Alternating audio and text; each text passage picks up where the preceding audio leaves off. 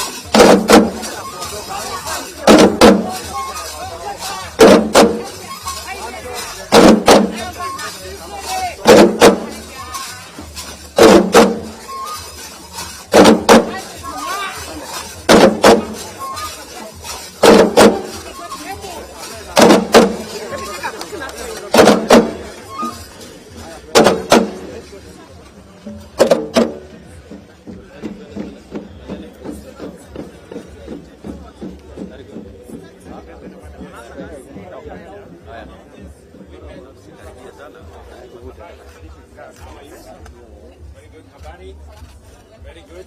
Habari yako Captain?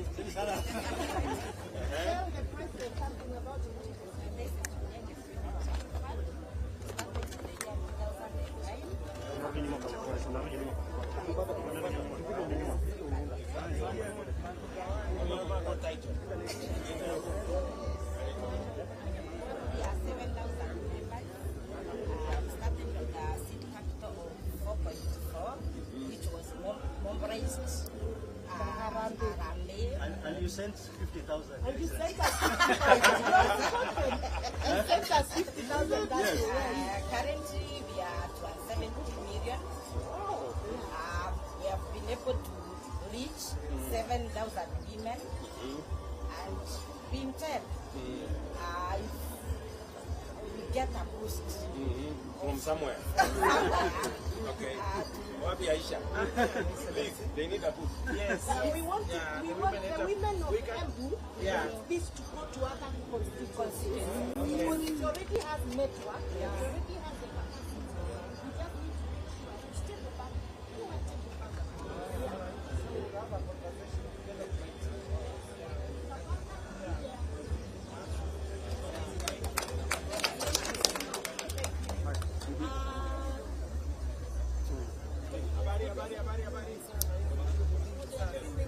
Habari zenu? Naona mnaunda chips. Thank you. This is practical action. Partnering with the county government. Yeah, partnering with the county government of Embu to empower women in energy production ili tuwaambie wasiharibu miti sana na wawe wakipika na energy saving jikoni.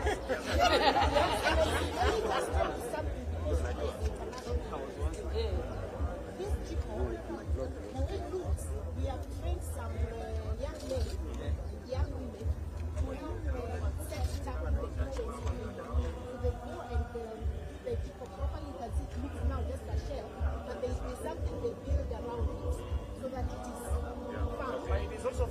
by the national government, the Farmers Production Fund. Yes, so now, the amount of hiring that human resources is so little that it is a very good energy Yes. and through Clean Energy Alliance, where Her Excellency, the First Lady, this is what we are doing.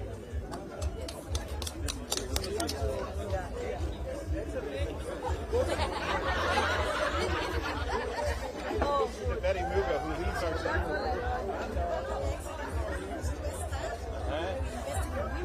Bye.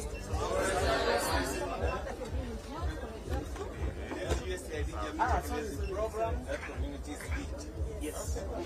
Among the many programs that are implementing social and health programs that are investing in all the counties within the country. And we do our health programs ensuring that our women know their HIV statuses. We focus on cervical cancer screening and prevention of other programs. Welcome. Your Excellency, this is Center for Solutions Kenya. We work with support from USA. They're coming over here. Access to water. Over here.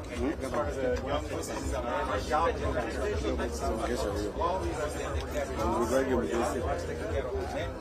They don't have access to these facilities. So therefore, through the support of USAID, we have been able to get new technologies, which are computer technology, and artificial intelligence, which can be able to screen for TB in wherever they are, whatever markets at home, and they're able to get tuberculosis and treatment on time. So like this one you can see, it's similar to what we are saying, Kenya computer, not like Pakistan, but now we are saying Kenya computer, TB Pakistan. So what are you doing with, can we find a nexus with our community health promoters so that we can work things out with them? And we have the National Tuberculosis Program. Maybe you can see whether we can, with the governor and her team, how we can partner with the community health promoters and see what is it that they can do to amplify what you're doing so that we create more synergy. So I think that consider the program to be able to advocate for screening at community level. We are having such peace screen at household. Very good. We fund the facilities and we come to test. Yeah. It will be good for us to find the next between our union side program, what you're doing with our community. Yeah, it's exactly right. All the work we're doing right now is trying to link up these efforts with the ground roots and community programs in line with your vision. So it's both this, but there's also a lot of work that we as the CDC doing on the automation of the information. So the exactly. That's we have the program that we are trying to use with community health promoters to collect data and centralize that data so that it can be processed and it can be a source of what we use to do stuff, which is a database. We've heard your vision. We're fully. And any form of training, we are ready. Yes. Okay, great.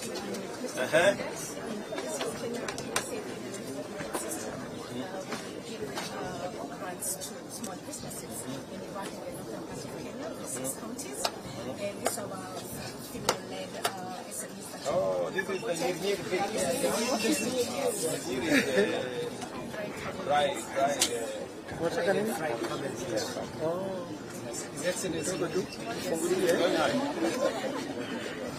This is personal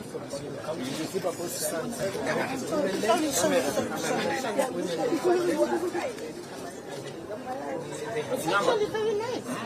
soft. So this is our chair lady, Mama Hassan. habari yako? Hii ni kazi ya wakina mama. Na tuko na vijana, wasichana na sasa hii kazi yetu ni kupatia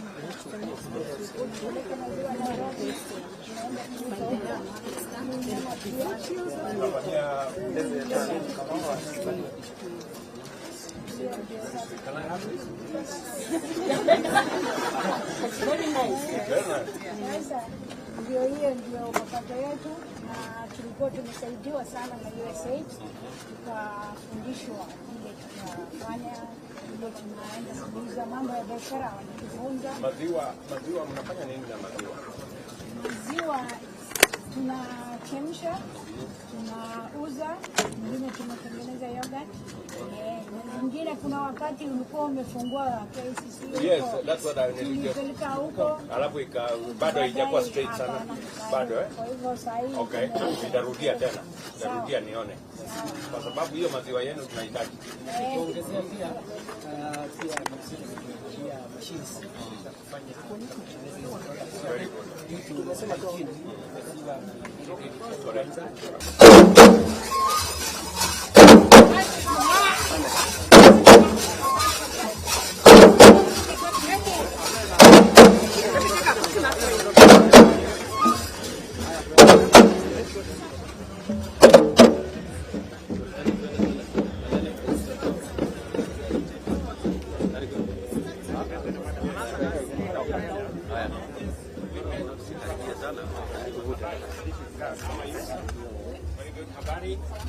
Very good. Habari yako captain?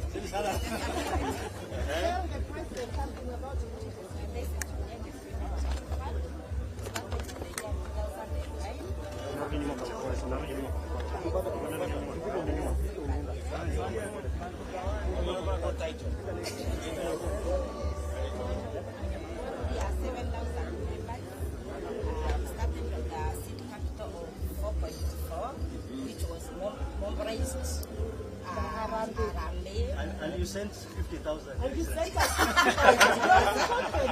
You sent us 50,000. Currently, we are at 70 million. We have been able to reach 7,000 women. And we intend, if we get a boost from somewhere. Okay. Wapi Aisha? They need a boost. Yes. We want the women of Embu this to go to other constituencies.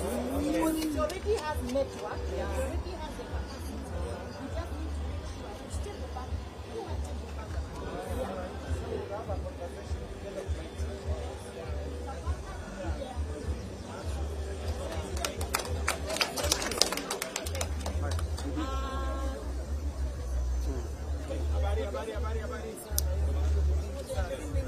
Habari zenu?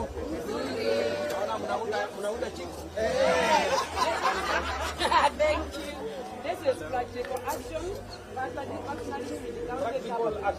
Yeah, partnering with the county government of Embu to empower women in energy production ili tuwaambie wasiharibu miti sana na wawe wakipika na energy saving jikoni.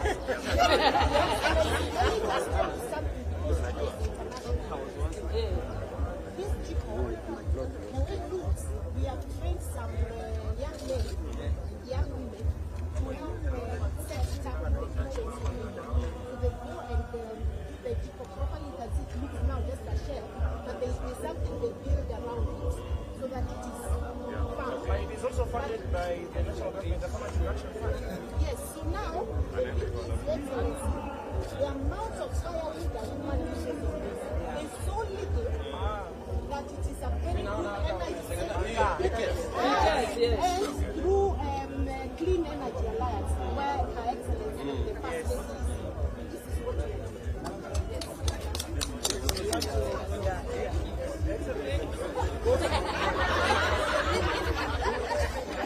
The Betty Muga who leads our channel.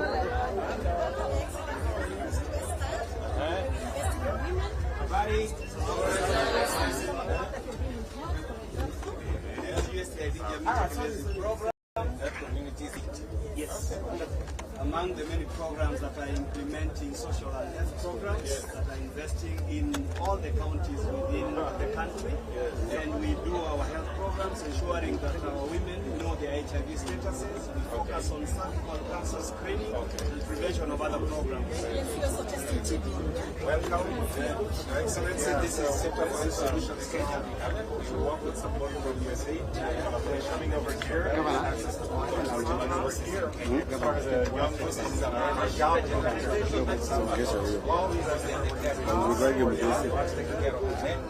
They don't have access to these facilities. So therefore, through the support of USAID, we have been able to get new technologies, which are computer technology, and artificial intelligence, which can be able to screen for TB in wherever they are, whatever markets at home, and they're able to get diagnosis and treatment on time.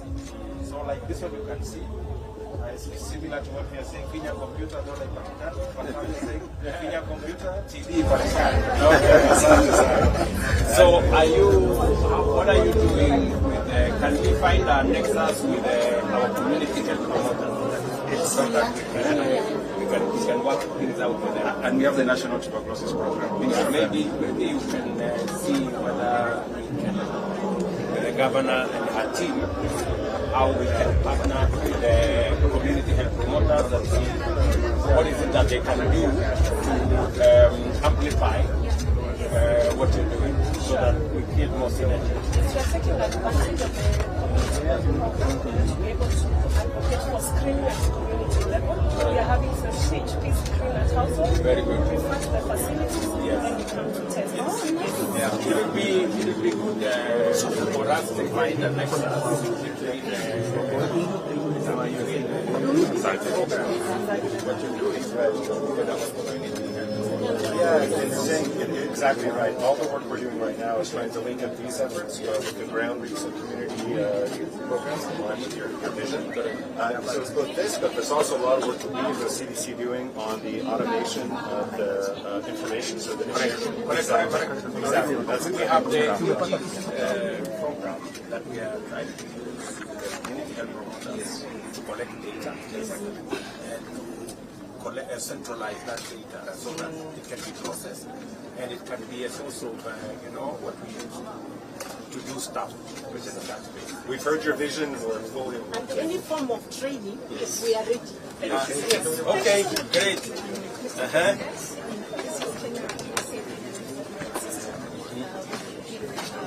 Grants to small businesses in the northern part of Kenya, the 6 counties.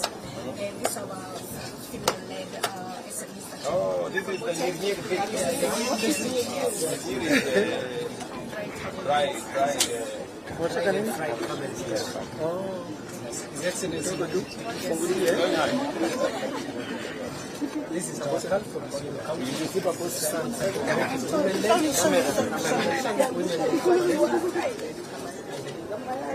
It's actually very nice. soft. So this is our chair lady, Mama Hassan. Habari yako? Usalama. Hii ni kazi ya wakina mama. Na tuko na vijana, wasichana na sasa hii kazi yetu ni kupatia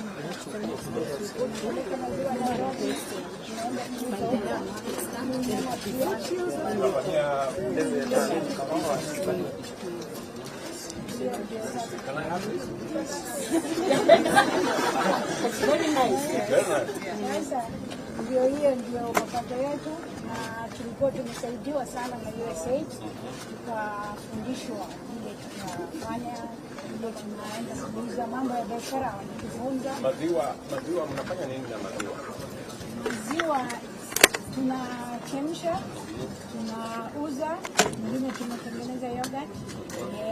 Wengine kuna wakati ulikuwa umefungua KCC. Yes, that's what I need. Tulipeleka huko. Alafu bado haijakuwa straight sana. Bado Kwa hivyo sasa hivi okay, itarudia tena. nitarudia nione, kwa sababu hiyo maziwa yenu tunahitaji. Kuongezea pia pia machines za kufanya tumesema chini na facility kwa sasa ni nini za pale karibu uone kula ambayo mazuri kama tunaweka pale so that when it is transported to Nairobi na ngozi ya ng'ombe nyama ya ng'ombe pia sasa tumeanza kustore kwanza sasa kwa sababu ya registered cooperative industry ya leather. So we will need to work together so that we create a leather value chain. We have a program on how we're losing a lot of our leather at the heights. So we can find a way working with the counties so that we can see how because we have a lot of them, especially in Gambia as well. The leather value chain were taken care of at the county level. Maybe again the people involved in the program and the side, they can also find the nexus between what we are doing and what we are doing so that we can partner. This is part of a whole resilience team program in Isiolo and Samburu. Great. Habari zenu? Naona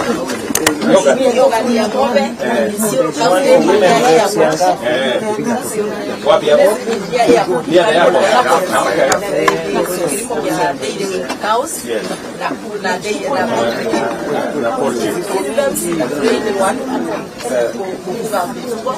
na polisi hapa kuna wameanza na nimetrain watu kama 5,000 wameanza youth women and youth wameanza hii kazi na wanafurahia kutoka 2,000 with the help of USAID ili kwa msiko na 13,000 na mimi ya kuendelea ndio tuweze kuonyesha watu Isiolo daily cows can do well na even though zimekuwa champion of change wametengeneza mingi sana za watu kwa kuwafundisha kilimo sababu wakuwa nafikiria ng'ombe za daily cows zinaweza fanya asante alafu wana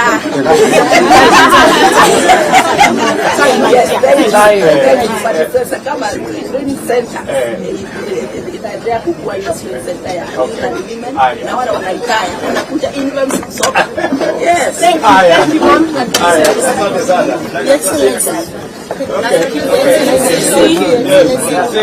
yes what we do, we publish stories, horticultural use in the agriculture sector. Sometimes we provide publicity and the agriculture industry. Yes. So we give them good stories, and hopefully one day tutafika siku hii pia tufanye stories. Very good. Agriculture. You will find very nice stories in Sugoi, by the way. Yes. You will find a good story. Asante, I look for them. Your Excellency, allow me to enter to street. These are very interesting people. I wish we had all the time to listen to these guys. You guys are doing a wonderful job. Thank you, Sana. Shukrani sana. So how do we go? Habari. Very good.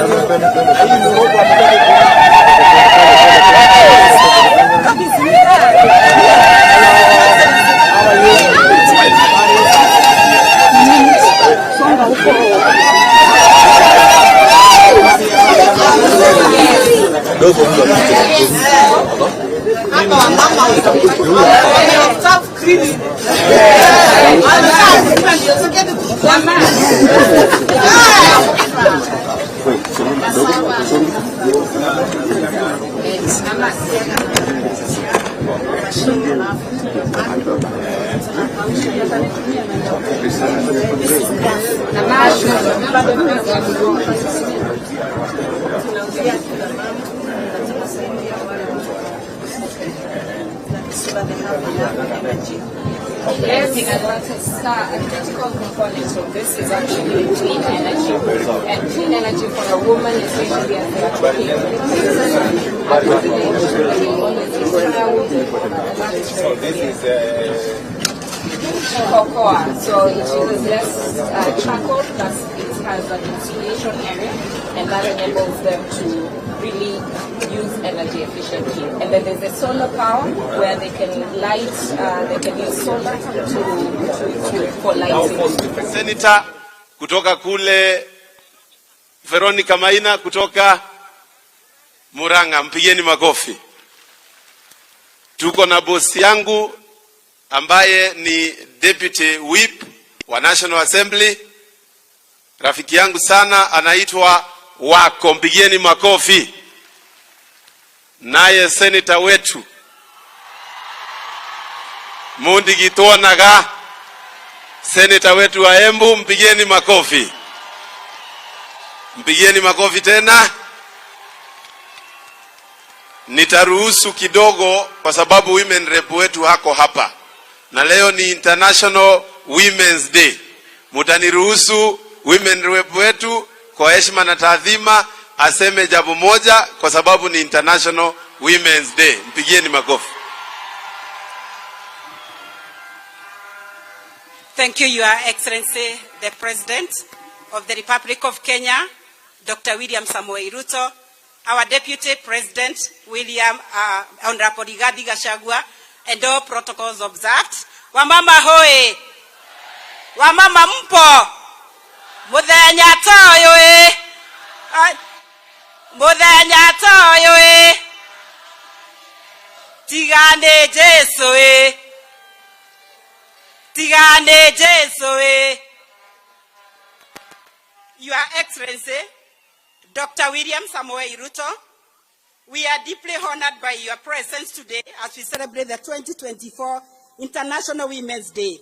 The theme for this year's International Women's Day, accelerate progress, underscores the critical importance of investing in women to expedite advancement towards gender equality and empowerment.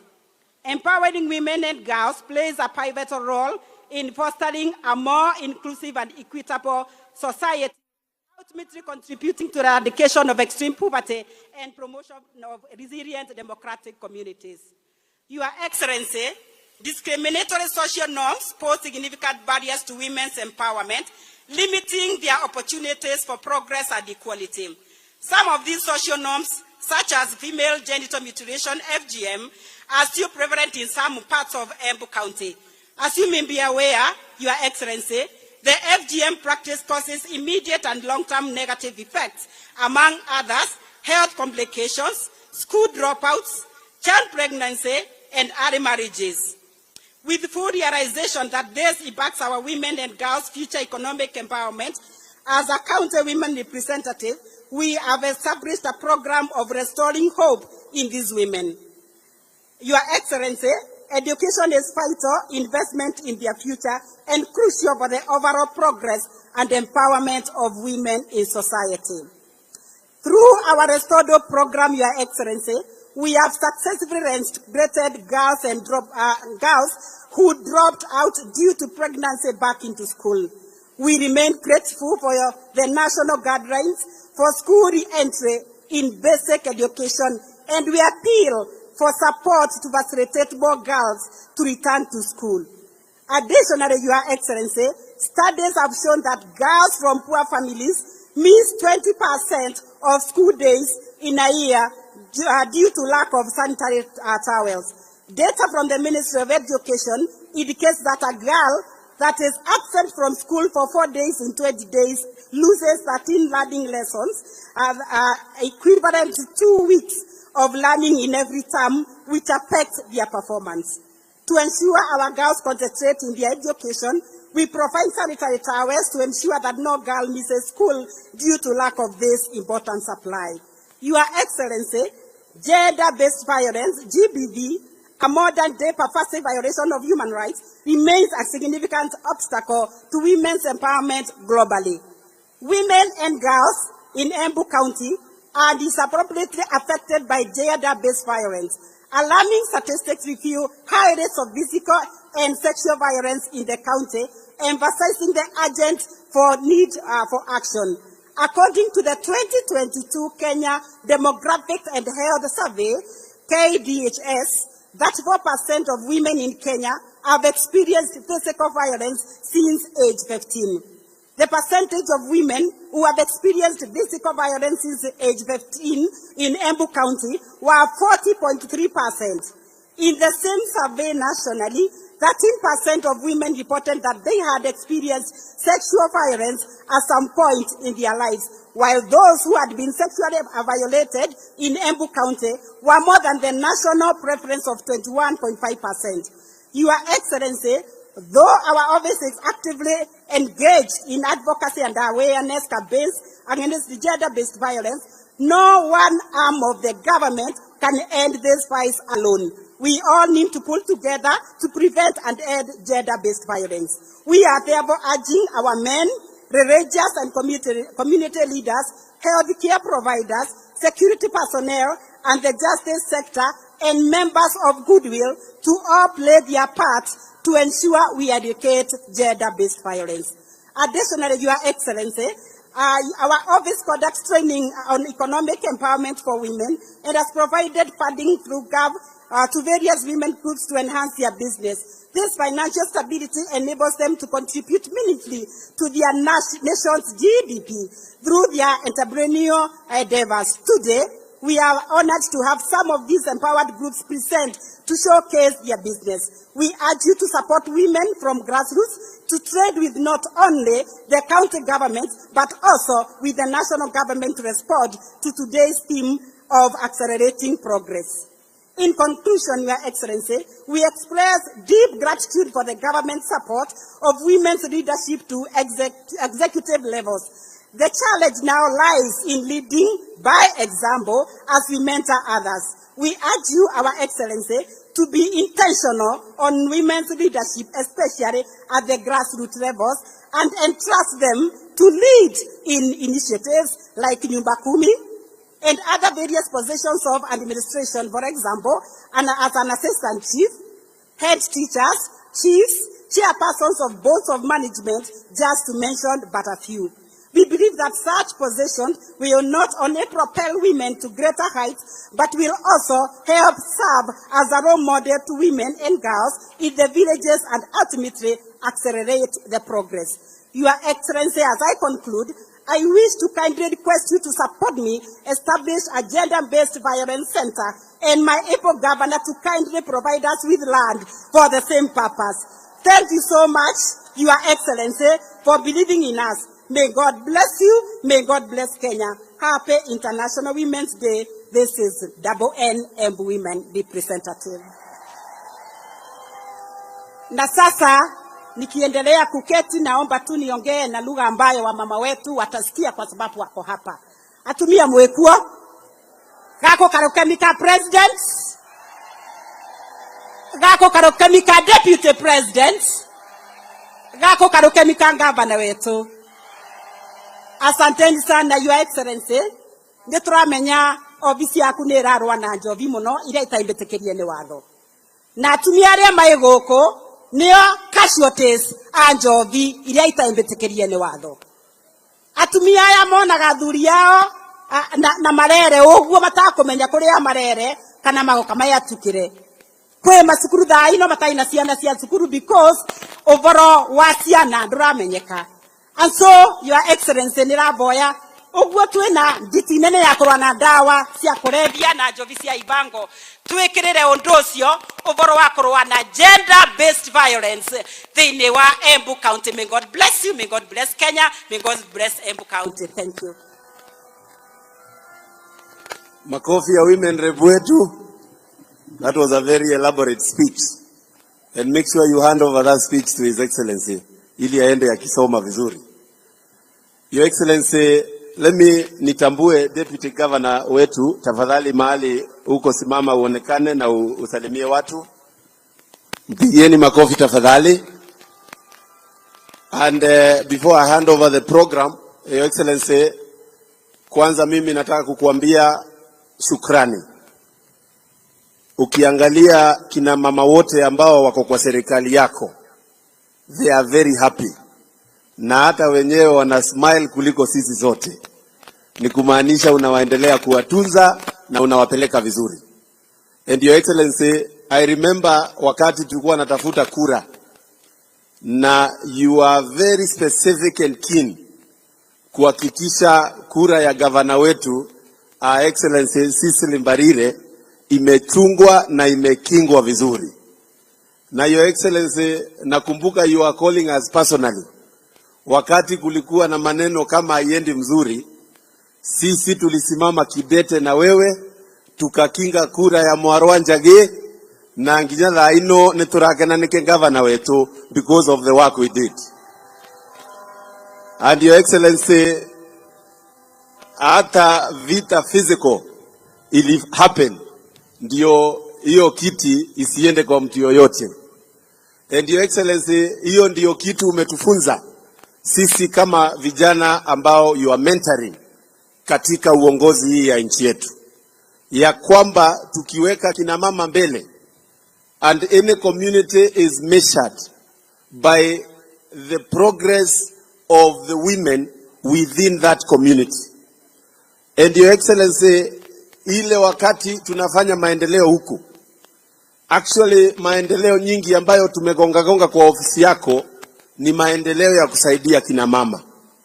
Your Excellency, Dhambana Ndam ambayo tumekuwa tukisukuma na tukigonga mlango yako, ndiyo itafanya kina mama wa Manyata constituency na wale wa Mbere South waache kubeba mitungi katika mgongo yao, waweze kufungulia tap wakipata maji.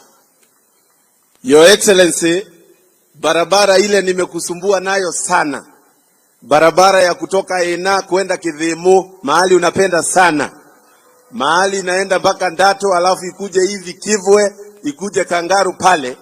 Hiyo barabara Your Excellency, the reason why nakusumbua nayo sana ni kwa sababu kina mama wengi sana wanaangushwa kwa barabara wakibebwa na nduthi, na ningetaka kina mama wakienda wanaruka bump wakiendelea kukubariki Your Excellency. Your Excellency, hizi soko tumekuomba na umetupea.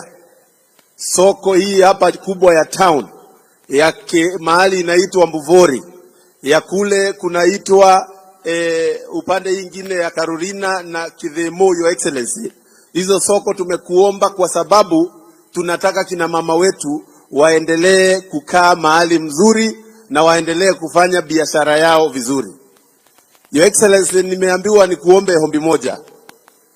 Kuna pesa inaitwa Women Enterprise Fund, na hiyo pesa Your Excellency, tungetaka uipige boost na uisupport, ndio hawa kina mama wakuwe business women wenye wanajiendeleza kimaisha yao. Nikimaliza Your Excellency, nataka in absentia nitambue kina mama kidogo ambao wameweza kutusaidia sana katika nchi yetu ya Kenya. Kwanza kabisa nataka kuheshimu na nitambue kwa heshima na taadhima your wife RUTO, Your Excellency. The work she has done for women is in records of history as among the most impactful projects that have been undertaken in this nation. Mwingine Your Excellency, nataka kutambua ni Pastor Bishop Dorcas Rigathi Gachagua. Your Excellency, huyo mama alikuwa hapa tuko, akashikilia vijana wetu ambao saa hii I want to report wengine wako rehab karibu 300 hapa kwetu Manyata kwa maneno ya shida ya pombe. Na Your Excellency, I want to say that it is very noble that duty Dr. Dorcas has taken. Kwa sababu Your Excellency, hapa tulikuwa na kina mama wengi sana wameadhiliwa na pombe. Na saa hizi I visited the rehab ile iko pale Mutunduri, nikapata wanatibiwa na nikashukuru Mungu. Nikasema pahali yupo abarikiwe. Ama nyinyi mnasemaje? Wa mwisho Your Excellency, nataka kutambua is your daughter Charlene RUTO. We have hosted her a number of times here, akifanya kazi ya kushikilia vijana wetu, na anafanya hiyo kazi not through a budget, not through nothing, but from the devotion of the heart. Pahali yupo nataka tumshukuru pia kwa sababu ya kushikilia na kujitoa ndio aweze kushikilia nchi yetu ya Kenya. Your Excellency, nikimaliza, najua umetuamrisha kama wabunge, we solve once and for all the 2/3 gender dilemma ile hii nchi yetu iko nayo. Na umekuja na formula ambayo tumeona inafanya, and I want to declare from Embu in Manyata constituency, mimi nitakuwa champion mkubwa wa hiyo maneno yako ya kumalizana na 2/3 gender rule iweze kukua sawa sawa na constitution yetu ianze kufanya kazi. Your Excellency, asante sana, Mungu akubariki. Mimi nitaendelea kukaribisha ukuje huku kwetu tena na tena, na kwa sababu wewe ni mtu ya form ni kujituma, uendelee kubarikiwa. Asante sana, Mungu awabariki. Thank you.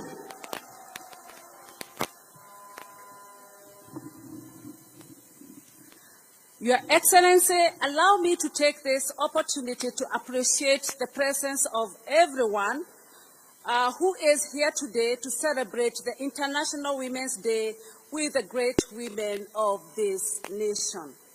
As we commemorate the International Women's Day 2024, we celebrate the remarkable achievements and contributions of women and girls and all those who support their cause across the globe. It is a day to recognize their resilience, strength, and unwavering determination against all odds. The theme for this year is Invest in Women, Accelerate Progress. Nagekuyu tugaga atiriri, kuhe atimia hinya ni kuri umithio munene. Atimia ugai, women power. Women power. This is a day when we celebrate the achievements of women in all spheres of society, including politics and decision-making. So, as we mark this day, Your Excellency, I want to urge every one of us to remember to tap into the incredible God-given potential that is in our women and girls in order to achieve collective development in our society. Your Excellency, with your permission, I wish to recognize the 7 beautiful and wonderful ladies who have broken the glass ceiling to become the best performing governors in this nation. And I request them to stand up so that we can appreciate them.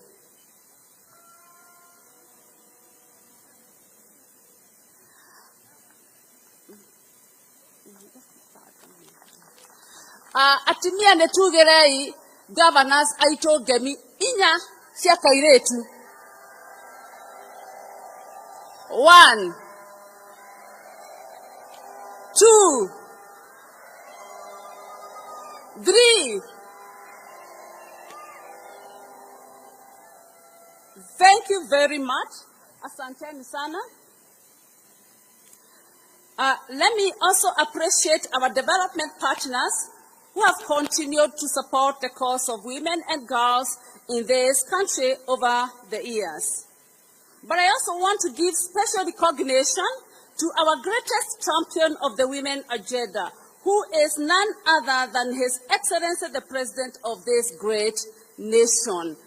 Gemi idano siaka mwana, atimia tuekuo. Aya tuabererie. 1, 2, 3, 4, 5. Your Excellency, this is really to thank you so much for taking the time out of your very busy schedules to celebrate with us the International Women's Day. And with your permission again, allow me to invite Honorable Sophia Abdinol, the Chair, National Council for Children's Services, to come and give her very brief remarks. It's also good to note that she's the first female women MP from the Northeastern region.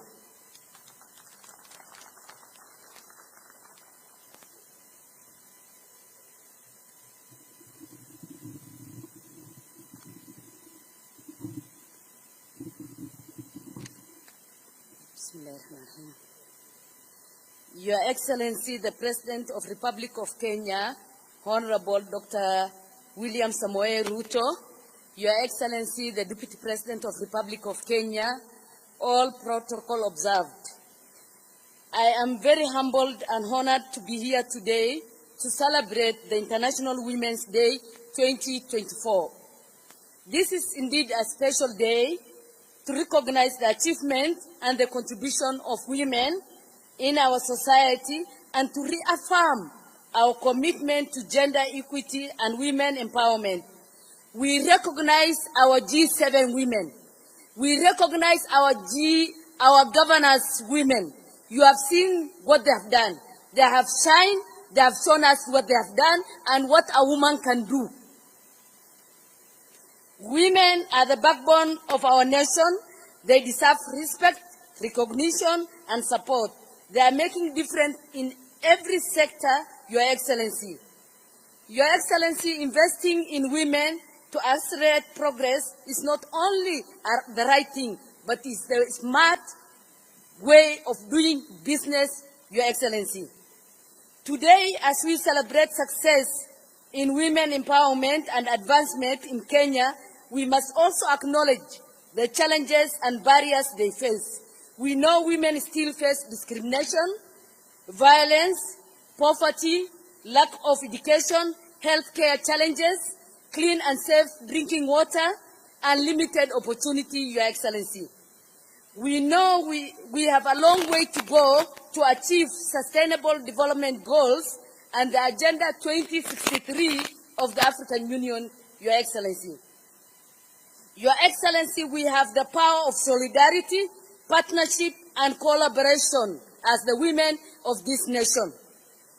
Your Excellency, I want to take you back to the constitution-making process, and I want to affirm to this gathering and to the nation that the contribution, Your Excellency, you made in guiding the process, in supporting women agenda, in supporting the vulnerable and the minorities and persons with disability is something that I'm confirming because I was seated when you were contributing to the matters of women, Your Excellency, our President. Your Excellency, our President, the 47 women seats that we have today is courtesy of your contribution, Your Excellency. And we must say thank you so much for that. Your Excellency, we acknowledge and appreciate the renewed commitment of implementation of two-thirds gender principle. Indeed, Your Excellency, it is the first time in the history of Kenya that a president has taken a bold step in this matter by identifying the two-thirds as an outstanding constitutional matter that when you went further in proposing a formula that the multi-sectoral working group on two-thirds gender principle have considered, have written the report, completed, Your Excellency, and we handed over our report to our appointing authority, CS Asha Juma, Your Excellency. Your Excellency, thank you so much. You have had the women, you have taken the women by your hand, you have worked with them, and now we know you are concluding the two-thirds gender principle. Thank you so much. God bless you. God bless Kenya. Wamama hai. Aya tusalamie raisi na tukue na furaha. Asanteni sana.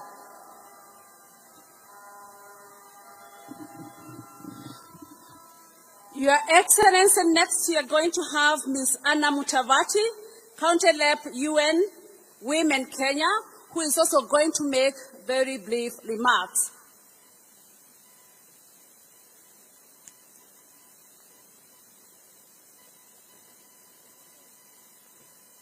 Let us clap for her as she approaches the podium, please.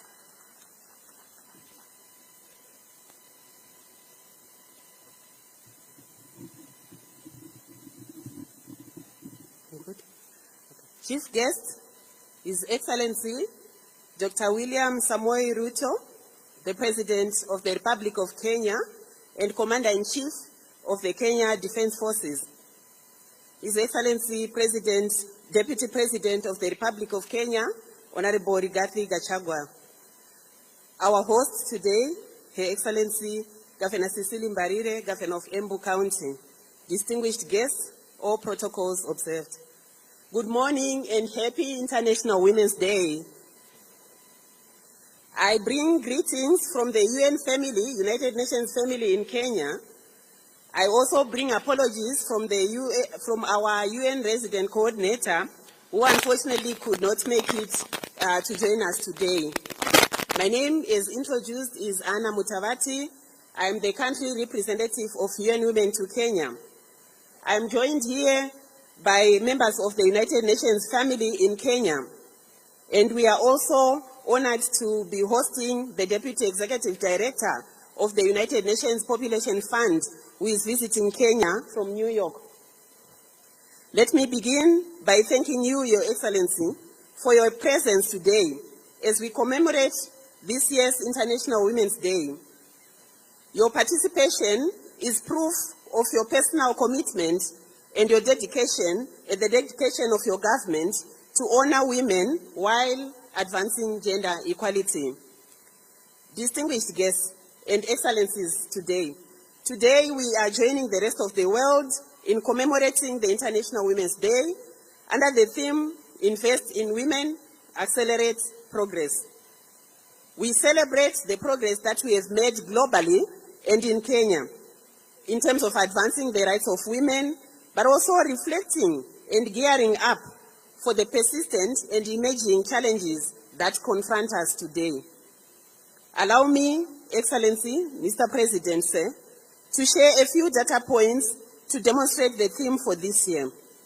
According to the report on the Sustainable Development Goals, there is no country in the world that is on track to achieving gender equality by 2030.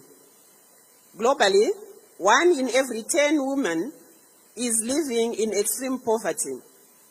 More than 1 in every 4 women lacks access to safe drinking water. Only 17% of inventors and innovators in international patents in 2022 were women, compared to 83% men. Closer home in Kenya, evidence shows that, on average, women spend approximately 5 hours per day doing unpaid work, which is about 5 times more than men do. We all know that this keeps women from engaging in economic activity and advancing themselves and their families. Additionally, female-headed households are poorer than male-headed households in Kenya. So female-headed household poverty stands at 38.8% compared to 32.7% for male-headed households. Rural female-headed households have the highest poverty rate at 42.5%. Your Excellency, Mr. President, since today is about celebration, I would like to celebrate Kenya on the impressive progress that the government has made to date. In 2022, in the general elections, we saw a record number of women who were elected to positions of governor. Kenyans in 7 counties entrusted 7 women governors with leadership to deliver on the promise of devolution. Congratulations, Kenya. Indeed, yesterday you joined us and the 7 women governors and all the well-wishers as the governors launched their strategy to deliver this promise on devolution and to grow the number of women governors from the current 7 to 24. Secondly, we celebrate your personal commitment, His Excellency, by driving the not more than 2/3 gender rule to its finality. This will be historical, Your Excellency, and a legacy for women and girls. Thirdly, we celebrate Kenya's efforts towards the adoption of the policy on care work, joining Ivory Coast, the only other country that has this policy on the African continent. Fourthly, we commend your government's leadership on generation equality aimed at ending all forms of violence against women. And even as we celebrate, we are also aware of the rising cases of femicide that have continued to dog this country. As I end, Excellency, let me make a few recommendations. One, the need to invest in education and skill development programs that empower girls and women to study science, technology, engineering, and mathematics. Secondly, to expedite the passing of and adoption of the care policy, which will free up women and increase the investments that will reduce the burden of unpaid care work on women. Thirdly, Excellency, is to call for increased resources towards your commitments on gender-based violence, including the rising issues of teenage pregnancy. And lastly, let us also give the best present ever to the people of Kenya by finally adopting that law that has been elusive on the 2/3 gender rule. As the UN in Kenya, we commit to work step by step with you and your government during this very tremendous journey towards gender equality. I thank you.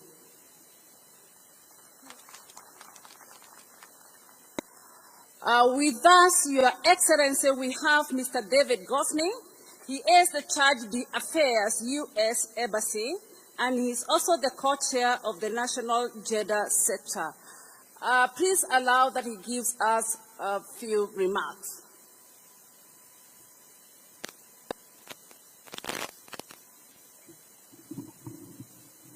Great. Thank you so much. Your Excellency, President William RUTO, please allow me to write on all the protocols already observed today. We have so many amazing distinguished guests with us here today. But it's extremely important. I want to recognize the tireless advocates for gender equality. And to all of Kenya's women and girls, good morning to you all. I'm really honored to be here with you today as we celebrate the remarkable achievements of women across Kenya. But importantly, to reaffirm the commitment of all the development partners to partnering with you all to create a Kenya where every woman and girl has the opportunity to reach their full potential. Today I'm wearing many hats today. First, I'm serving as the Chief of Mission for the United States Embassy in the absence of our Ambassador Meg Whitman, who sends you all her greetings and regards. Normally I serve as the Mission Director for USAID here in Kenya, but today, most importantly, I think, I serve as the co-chair for the Gender Working Group, along with the amazing CS of the Gender Honorable CS Jumwa. During my time here, I have had the privilege to work with her and witness firsthand what happens when we invest in power in women. Over my 20-year career, I've served in many, many countries around the world. I've seen many women in women's programs, and I can tell you with assurance what I think you already know. The Kenyan women are indeed a powerful force in many regards. They're community organizers in rural villages, entrepreneurs, leading the tech sector, and helping to shape Kenyan society in so many regards. It is truly an exciting time to be here and invest in women. And I hope everybody has the time to visit the booths and see some of the incredible stories that are there. The United States government and development partners have been partnering with Kenya for over 60 years on the principle of a foundation of people, pamoja, and progress. And nowhere is that partnership more important than supporting Kenyan women and girls. You see, we know when we invest in women, it has a ripple effect. It goes well beyond the individual women. Here in Embu County, we have the perfect example with Governor Sicily, along with the G7 governors, and please give them another round of applause. I had the privilege to witness the launch of the G7 strategy and partner with many of them on some important work. But the same goes for every woman and girl. As I said, I'm an economist by background, and I've been working in development now for well over 20 years.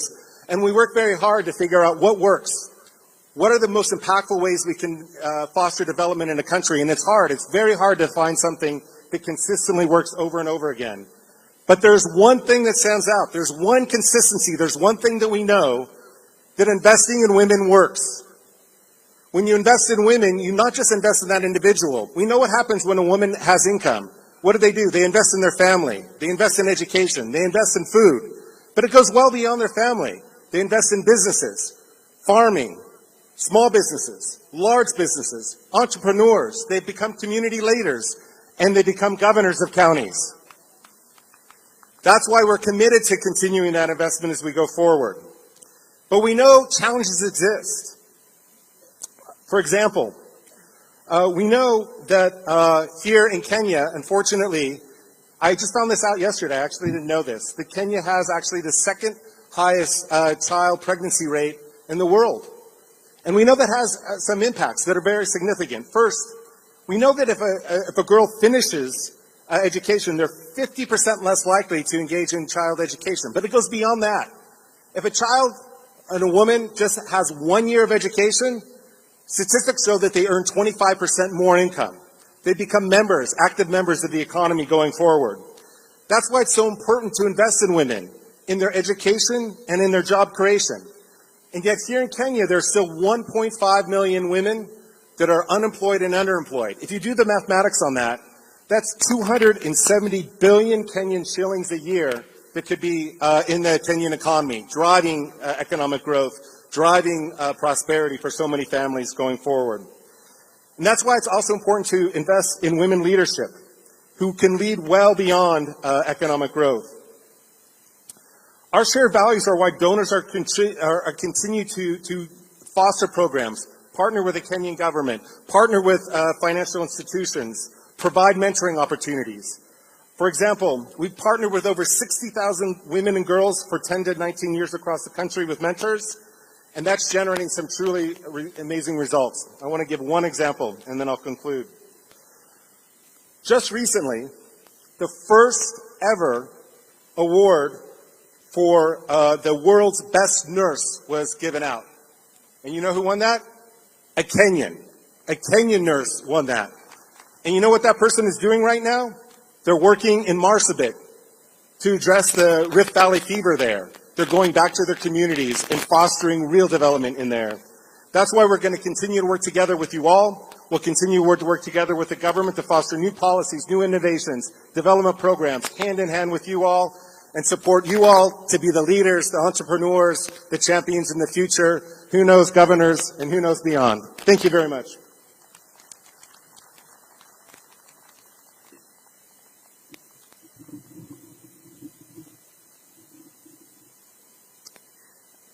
Let me add this session, Your Excellency, by asking for permission to invite the host governor, Her Excellency Honorable Cicely Barile, to come and give her remarks. Please note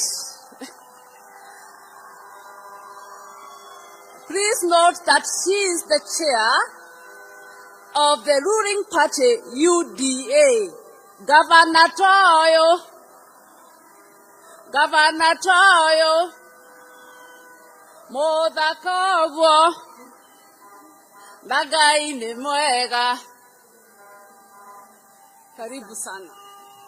Asante sana, asante sana. Your Excellency, the President of the Republic of Kenya, Dr. William Samoei Ruto, Your Excellency, the Deputy President of the Republic of Kenya, Honorable Rigathi Gachagua, our CS for Gender, Honorable Aisha Jumwa, all other CSs here present, my colleagues, the governors from the 7 female-led counties, our Deputy Governor, Honorable Kenyua Mugo, the members of the National Assembly here present, led by our own members of the National Assembly from Embu County, our women rep, Honorable Daboen, our Senator, Kavamo Digituonaga, our members of the County Assembly, led by the Speaker of the County Assembly, our PSS, our development partners, all leaders here present from different sectors. Na kina mama wa Embu County, hamjambo. Moyaro atumia. Monia inanjara, God is good. Asante sana. kambigu atumia kanane muisengethi cia Embu atumia rogongororia atumia rogongororia morarere ke sema ke othe ke Maria ke nyenje ke eria ke Giako nikiathirira paungedia irenge. Bwana asifiwe. Asante sana, nimeshukuru sana. Your Excellency, the President of the Republic of Kenya, welcome back to Embu County. Tukiwa na wewe tunafurahi sana sana sana. Pigeni makofi kina mama. Ni mwake na mwenama tavurai karuvike ganangeni. Asante sana. Your Excellency, tunafurahi kuwa na wewe siku ya leo kwa sababu ukiwa hapa uko nyumbani. Wewe unajua vizuri sana vile tulikushikilia kama Embu County, na waliokuwa mstari ya kwanza kukushikilia ilikuwa kina mama wa Embu County. Ukienda kwa ripoti yako ya zile kura ulipata Embu County ambazo zilikuwa 95%, hapo utakuta at least 60% zilikuwa za hawa kina mama. And therefore we are very happy to welcome you to Embu County, the land of opportunity. Your Excellency, let me begin by really thanking you in a very big way kwa sababu tangu tuingie, tangu tuchaguliwe, umenishika mkono Your Excellency. Kama governor wa Embu County, kama mama, mimi nataka kukuambia from the bottom of my heart, thank you very much Your Excellency. Umenishikilia Your Excellency na ukakubali hata kuleta madaraka last year ikakuja hapa Embu County. Na kutoka hapo milango ikafunguka. Tukaketi na wewe na ukakubali kutujengea stadium hii ambao tuko siku ya leo. Mungu akubariki Your Excellency. Ukakubali kutujengea soko ya Embu ambayo ilikuwa imekwama kidogo. Nilikuja kukuona wiki 2 iliyopita. I want to report to you, ulikuamusha hiyo soko and it was advertised 2-3 days ago katika gazeti ndio tuanze tendering process. Pigeni makofi. Your Excellency, out of your hard work Your Excellency, we are also seeing roads going on in Embu County. Unatujengea mabarabara ambazo zilikuwa zimekwama na tunakuomba zimalizike, na zile zingine ambazo tumekupatia kama viongozi wa Embu kwa sababu tumeketi na wewe na tukakupatia list ya barabara zetu zote. Tafadhali Your Excellency, na kuomba nikinyenyekea zaidi, katika Jubilee government hatutukupata barabara za kutosha kama Embu County. We only got 70 kilometers of road as Embu County for the 10 years. Tunakuomba hii road, hii serikali ya Kenya Kwanza, hii serikali ya mahasla, hii serikali wewe umesimamia, hii serikali ambayo ruling party ni UDA na chairman ni mimi, tafadhali unitoe tu aibu, nipatie 300 kilometers of road and we'll be very happy Your Excellency. Kanategua ndo akwa.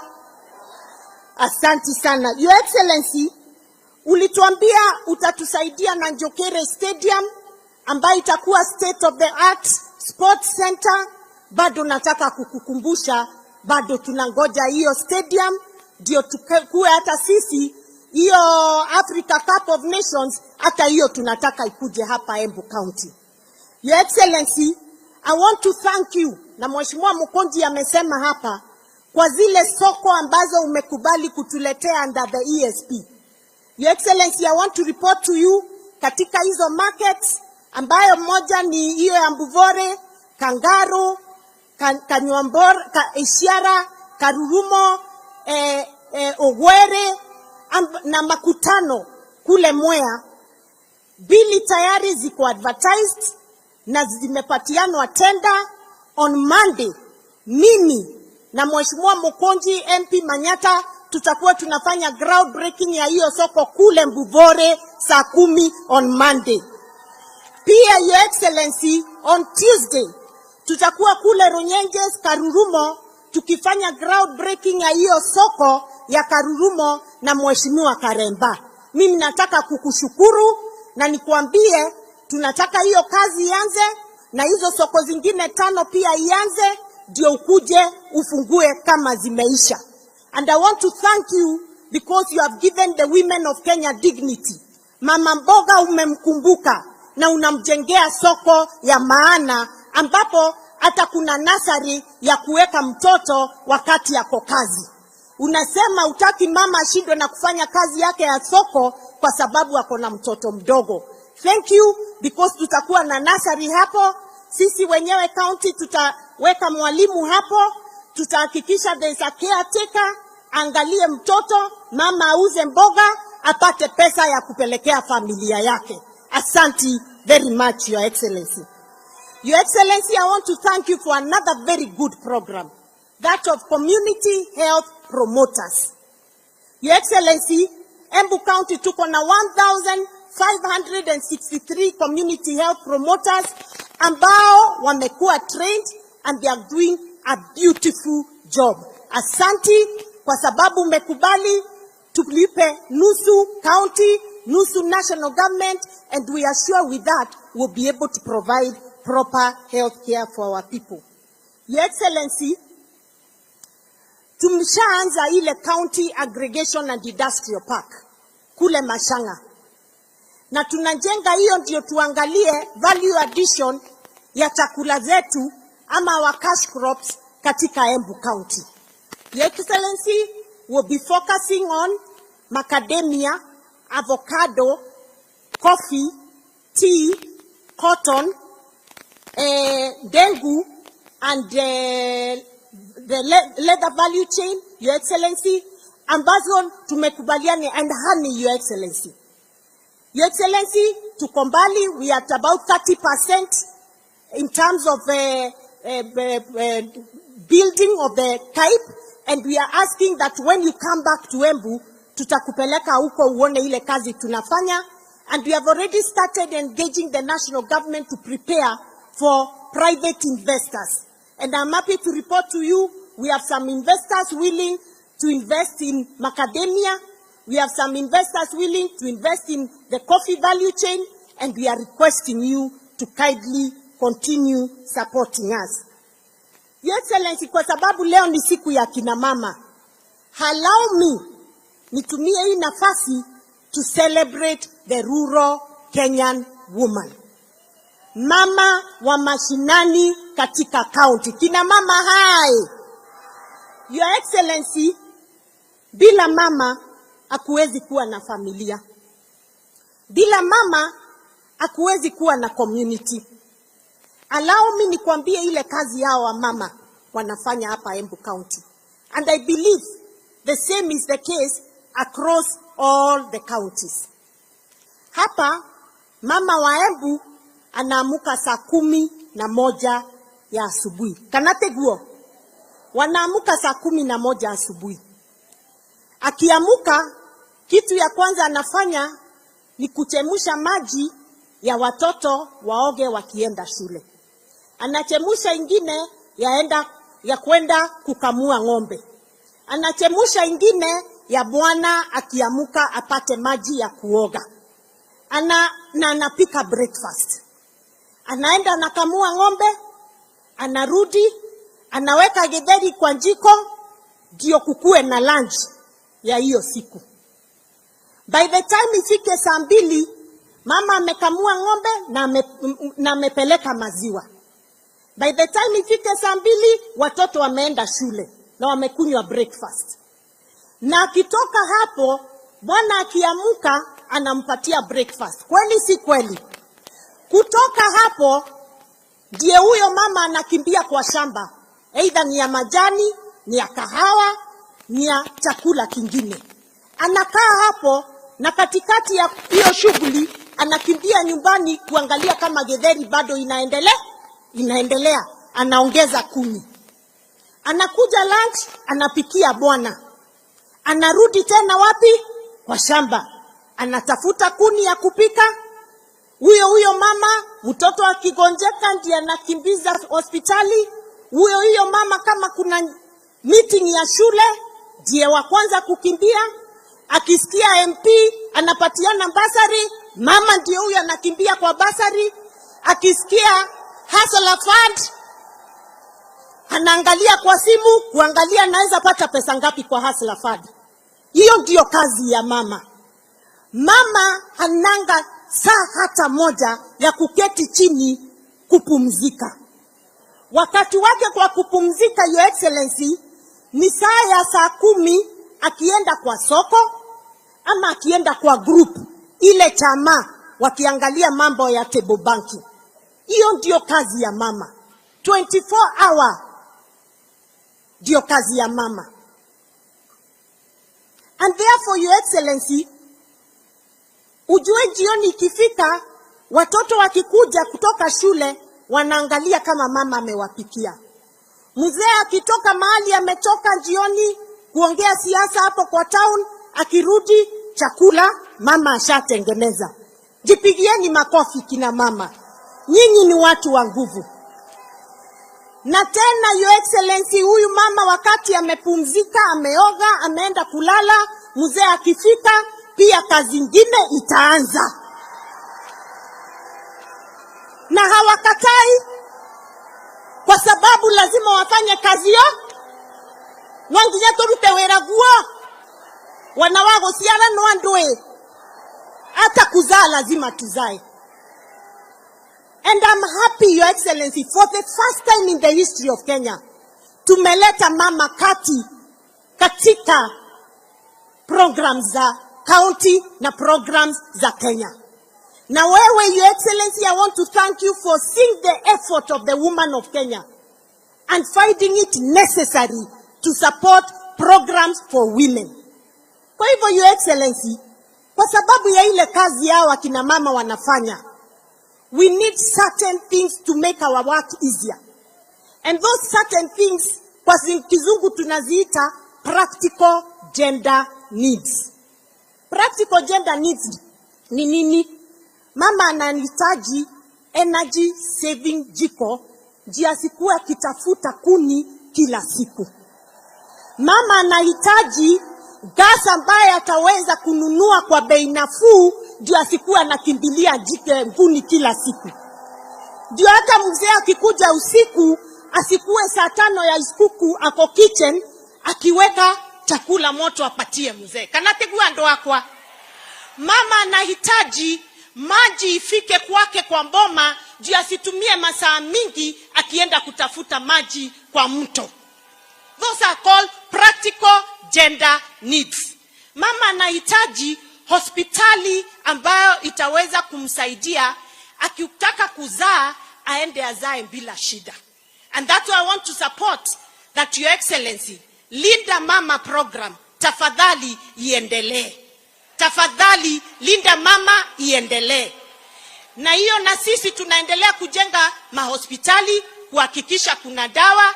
Ndio hao wa mama sisi tuko tayari hata kukuzaa. Tuite mtoto mmoja hapa Embu County, William Samoei Ruto, ukuje ujisalimie. Finally, Your Excellency, these women, hawa mama ambao ni wamama wa nguvu, wanahitaji chapa. Pesa mfukoni. Pesa nini? Pesa nini? Pesa mfukoni.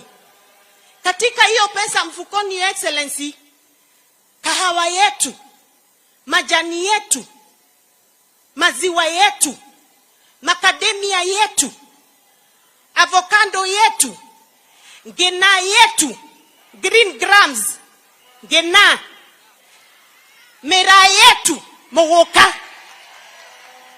Tunahitaji pesa mzuri kuliko ile tunalipwa. I want to thank you because ulituma your deputy president Rigiji afuatilie hiyo mambo ya kahawa, ya majani, ya maziwa. na tumeona amejikakamua kabisa, na tukapata Cherry Advance Fund ndio tuweze kulipa wakulima waweze kupata pesa. Lakini tunaomba, sisi tunataka kahawa yetu at least tuwe tunapata $1 per kilo for coffee. We want a minimum of 55 shillings per kilo for our milk. We want a minimum of 100 shillings per kilo of macadamia. We want a minimum of 150 shillings for our ndengo. Ndio hawa mama waweze kuishi poa. Kanategua ndo akwa. Uangwane na mwarereria. Motivorere ikarinda karoveke gakene. Asante sana. Your Excellency, I want to thank, nataka kushukuru hawa mama kwa vile mumenishikilia. Nataka kuwashukuru kwa sababu bila nyinyi singekuwa hapa. Na mimi nguvu yangu ni nyinyi. Dumo tikandekia tumia. Nyitererai takana kenyu. Sawa sawa. Na nataka kuambia tutafanya kazi pamoja. Na niwaambie kwamba His Excellency amekubali Mheshimiwa Aisha Jumwa, yule minister wetu wa kina mama, mama wa nguvu, mama shupavu. Akamwambia akutane na mimi next week. Tupange vile tutaleta pesa mashinani ya kina mama. Mumefurahi? So Mheshimiwa Aisha Jumwa, my sister, I'll be waiting for that appointment. We want to bring money to the women, ndio waweze kufanya biashara, waweze kuinua familia zao, waweze kuendeleza maisha yao. Your Excellency, let me finish by saying this. The strength of a county is in the unity of that county. Bila unity, county haiwezi enda mbele. For 10 years, Embu tulikuwa na msukosuko mingi, and we lost big time in development. I want to appreciate the support and the unity that is in Embu County amongst all the leaders. I want to appreciate the NCAs of Embu County, wapigieni makofi, kwa sababu wamenishikilia nikiwaambia saidieni hapa, wanatusaidia. Thank you very much, Excellency, honorable members, for the support you continue to give me as a woman leader. Your Excellency, please hold my hand. Na usichoke. Hata ukiniona kila siku usichoke. Tafadhali ukiona simu yangu, chukua tu, ujue tu nataka kuongea mambo ya Embu. And I thank you because unafanya hivyo. And Your Excellency, nilikwambia ukubali nishike hiyo koti yako. Na sitaachilia. Ndio hao watu wangu wasaidike. Na ile pesa uko nayo pale Nairobi, nikikuja kuitafuta, niambie Mwarwanja, chukua, enda fanya kazi. Karinda, chukua, enda fanya kazi. Na hao watu watafurahi. Mtafurahi. Asante sana, nimeshukuru sana. Mungu awabariki. Kina mama hai. Mwasoka mesie mukethia thuri. Na mumere nitumendete muno. Na mukethie ciana cienyu cia ndaka. But mumere na mera atiriri. Your Excellency, allow me to go to Kiembu na ongea mambo ya pombe. Turaugire atiriri. Tuena nginya na Deputy President Gachagua na President mwenyewe. Jovinu anginye dire maturare. Na sisi Embu County tumeamua kwamba zile baa zote ziko kwa vijijini tutafunga zote. Na nyinyi wa mama, nataka kuwashukuru wale mnanipigianga simu kunitumia message. Kama kuna baa hapo kwa kijiji yako, nitumie message, tutakuja tuifunge. We must get our mind back to productive work. Hatutakubali pombe haramu Embu County tena. Asanteni sana, ngaiwa moya muradhime na nemwendete muno. God bless you so much. Asante. Thank you.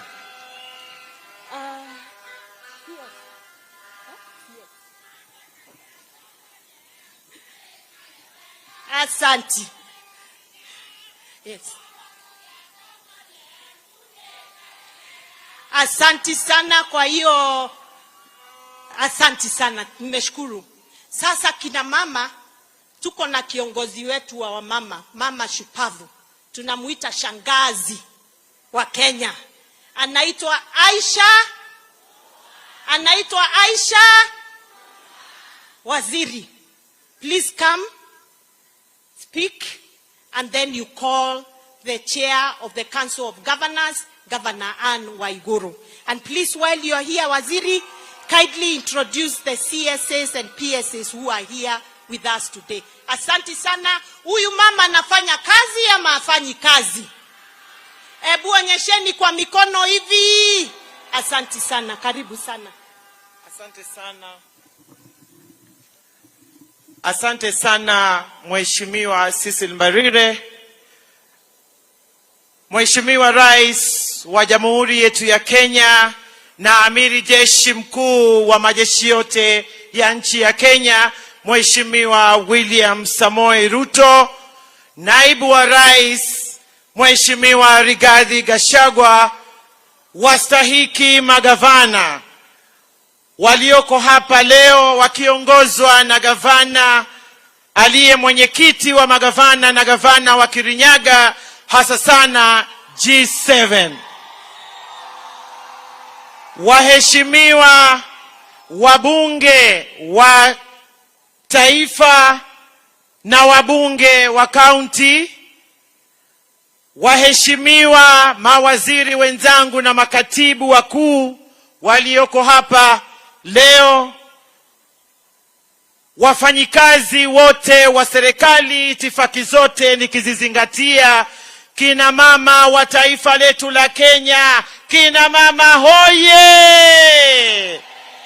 Kina mama hoye! Mheshimiwa Rais, kabla sijazungumza mimi, niruhusu nikiombe radhi ili niwasimamishe makatibu wakuu walioko hapa kati yetu hivi leo. Mheshimiwa Anne Wang'ombe, katibu wa jinsia na usawa, wapungie wageni wa heshima na wananchi mkono. Mheshimiwa katibu wa afya Mudhoni Mary, asante sana. Mheshimiwa Rais wetu mpendwa tunayekuenzi, vile vile ni kuombe radhi niwasimamishe mawaziri wenzangu ambao leo wako hapa kwa ajili ya shughuli hii na kudhihirisha kwamba wewe rais wetu ni mtu unayejali, kiongozi unayejali maslahi ya kina mama na kuwajumuisha katika uongozi, kama vile theme ya leo inavyosema, nihusishe mimi kama mwanamke. Nataka kuanza na mkuje mbele tafadhali.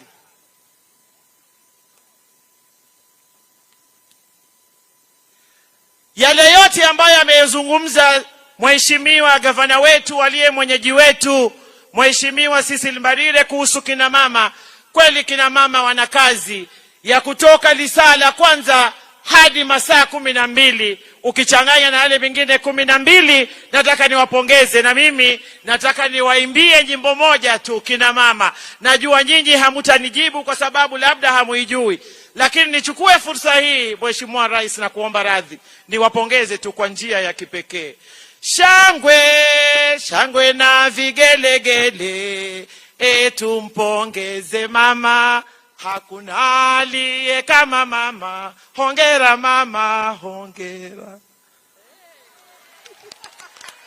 Nataka niwache kipopolipo hichi kwa dadangu ambaye ni waziri wa masuala ya afya katika taifa letu la Kenya, Bi Susan Nakumicha.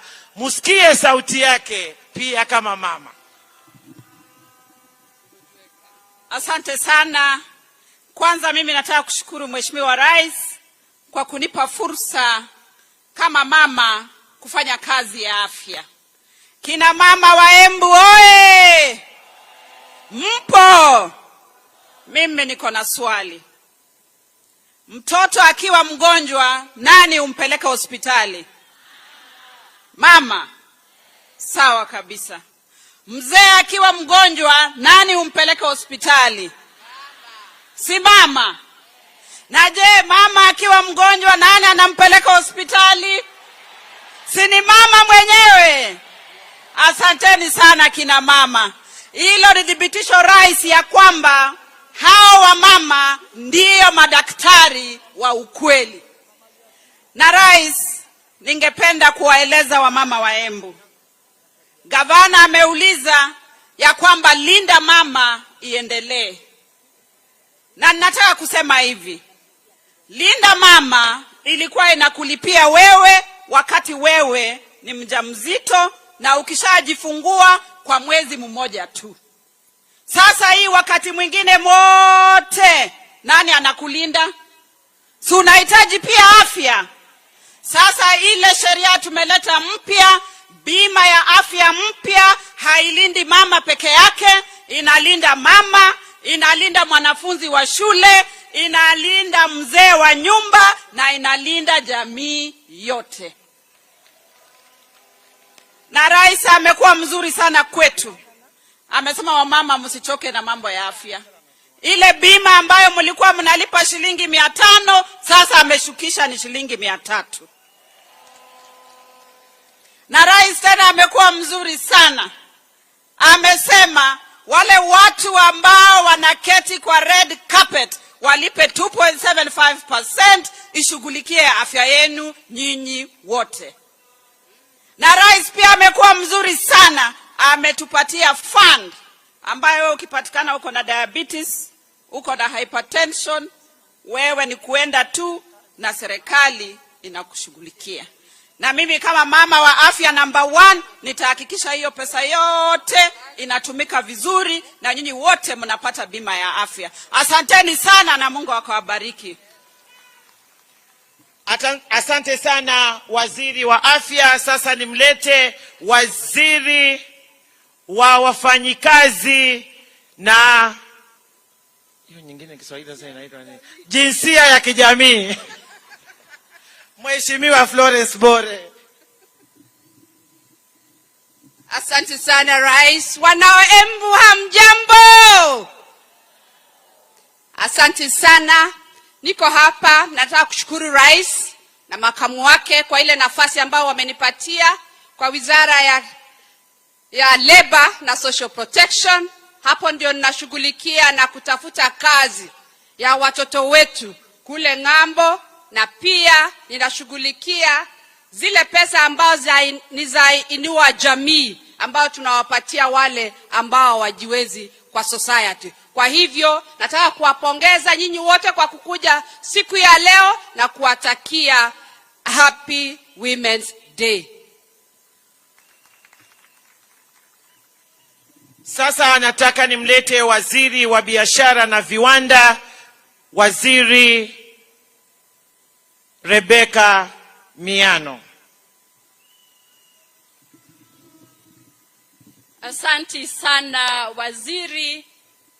Kwangu siku ya leo ni siku ya kusherehekea vile rais wetu ametuonyesha heshima kama wamama wa nchi hii.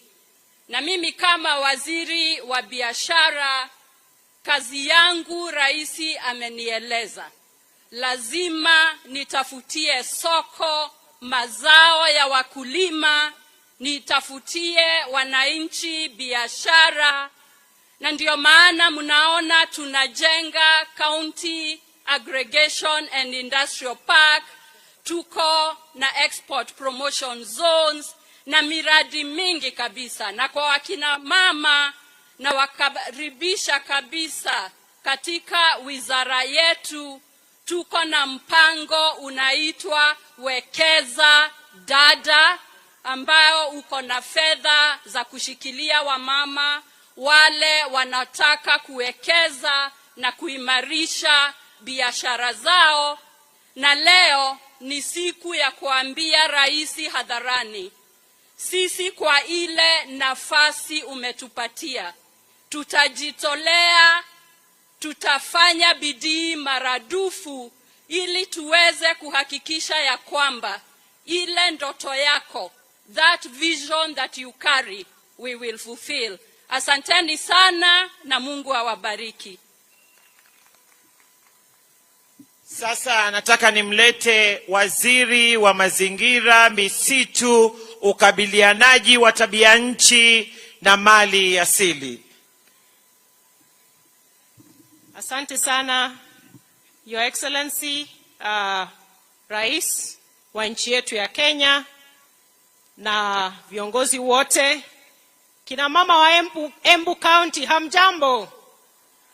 Bwana Yesu asifiwe. Mimi nataka kuwashukuru kwanza. Wakati wa kampeni mimi nilikuja hapa na mkatupatia karinda. Ninawashukuru sana na ninawaomba mumshikilie mpaka mwisho. Jambo la pili, Mheshimiwa Rais, mimi nataka kukushukuru. Wamama wa Embu, mimi ni mama mdogo kutoka jamii ya Kimasai kule Narok. Na wakati huu ambao tunaongea maneno ya 2/3 gender rule, na tumeona rais uko mstari wa mbele kuhakikisha jambo hili litatimika. Siku ya leo, mimi nikiwa waziri wa kwanza kutoka jamii ya kifugaji kule Narok, kutoka kijiji kidogo, kwa sababu ya uongozi wako rais, yule mama wa hapa Embu, hata ambaye anatoka kwa kile kijiji kidogo, atapata tumaini leo ya kwamba yule msichana wake mdogo anamfunza kwa jasho ya kuuza mogoka ama kitu kingine kile wanalima hapa Embu, anaweza kupata nafasi ya uongozi katika nchi hii. Na tunakushukuru rais, na tunataka kuambia kina mama wa nchi ya Kenya ya kwamba tuko na tumaini ya kuwa kwa nafasi ya uongozi, kwa sababu rais wetu na Mheshimiwa Aisha hapa, wabunge wetu wamesema watatusaidia katika 2/3 iweze kutimika. Si tunaona tumaini kina mama? Bwana Yesu awabariki. Asanteni sana. Asante sana Mheshimiwa Soipan. Kina mama mupo? Kina mama mupo? Mimi nataka nichukue nafasi hii nimshukuru sana Mheshimiwa Rais pamoja na naibu wake, hasa sana katika siku hii ya leo ambayo ni siku ya kuwaenzi na kuwasherehekea kina mama duniani. Wametuonesha mfano mzuri sana. Labda nyinyi hamujaona, lakini sisi ambao tumekaa katika jukwaa hili, nataka niwape habari kamili kwamba waliowakalia nyuma yao hivi leo sio wale wamevaa masuti. Leo walioko nyuma, walinzi walinda usalama, ni kina mama pale nyuma. Kwa hivyo nataka tuwapigie makofi, shangwe na vigelegele. Pia kina mama kazi hiyo twaiweza, na mkitupa nafasi kama walivyopewa, wanadhihirisha kwamba leo rais yusalama na naibu wake yusalama mikononi kwa kina mama. Your Excellency, as the women of Kenya, we are deeply honored by your presence today as our chief guest of this year's International Women's Day. This, Your Excellency, is a clear demonstration of your commitment of the empowerment and advancement of women and girls in our country. Your Excellency, this year's theme, Invest in Women to Accelerate Progress, align perfectly with the Kenya Kwanza Women Charter, which you committed to, and your bottom-up economic transformation agenda, popularly known as BETTER. Your Excellency, as the Cabinet Secretary for Gender, Culture, the Arts and Heritage, yesterday at the launch of the G7 strategy, I promised to share some of our progress that the ministry have made through your support, Your Excellency. And one is the development and validation of the National Care Policy 2024. 2, the development of the Women Economic Empowerment Policy 2024. This all, Your Excellency, are at the advanced stage and will be concluded by end of this month. Your Excellency, this will be a great milestone in Kenya as being the first ever women economic empowerment policy aimed to reducing household poverty, increasing economic growth, productivity, and efficiency for women. Your Excellency, we are increasing our investment and support to the government-owned gender-based violence rescue centers from the current, and increasing the numbers from the current 3 to 15 by 2027 at a rate of 5 every financial year from 2024-2025 financial year, Your Excellency. Your Excellency, we have seen an unfortunate increase of femicide in Kenya. My ministry have moved swiftly to address this situation, and we reached out to my cabinet colleagues in the ministries of Education, Interior, Health, and other stakeholders, religious leaders, and non-state actors to conclusively address these challenges, Your Excellency. And in the same breath, we are reviewing or rather reviewing the gender-based violence policy to reflect our realities, Your Excellency. Additionally, Your Excellency, on the implementation of the 2/3 gender principle, which you have led from the front, I am excited that we are making a very good progress, and I want to appreciate your demonstrated political goodwill in making this a reality.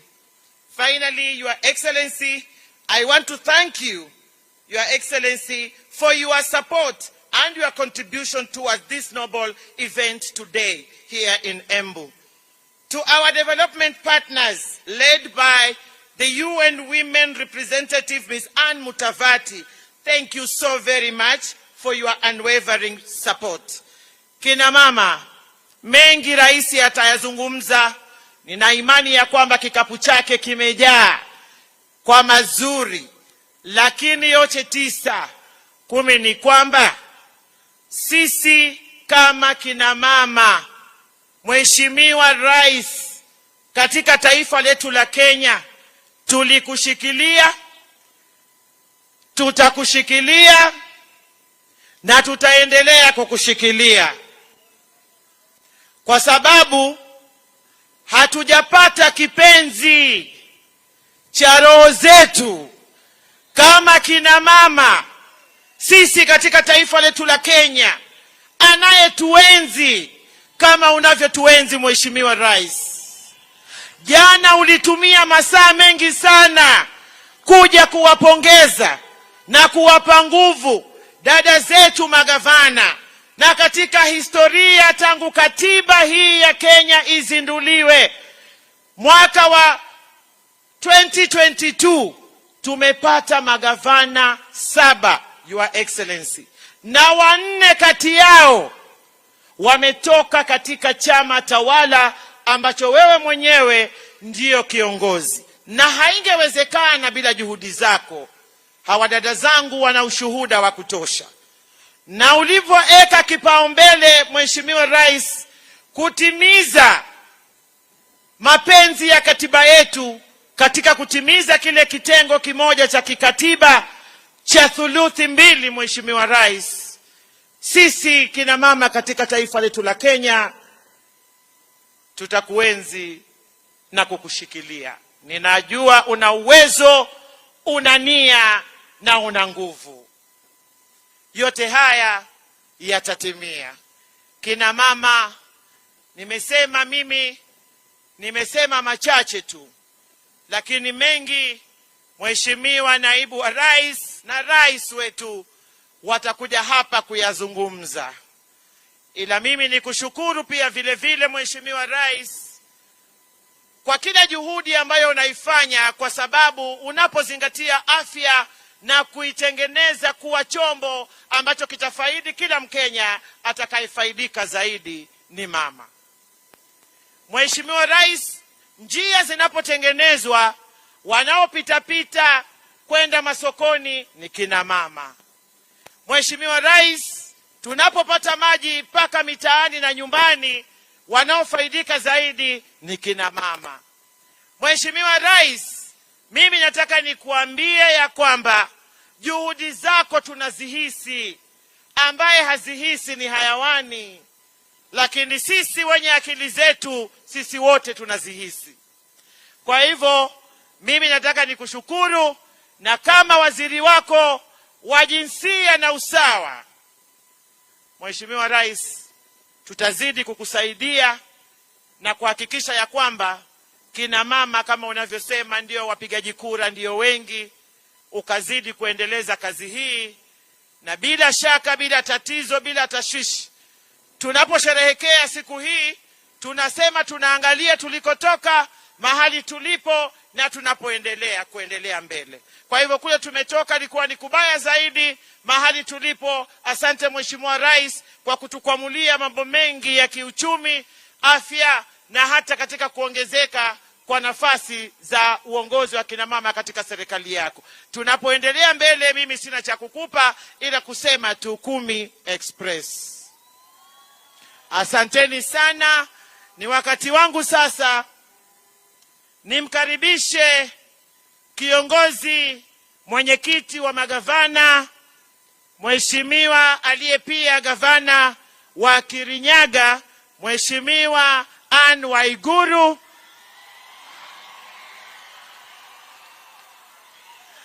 na pia vile vile amevaa kofia nyingine ya kiongozi wa G7. Asante sana Mheshimiwa Anne Waiguru.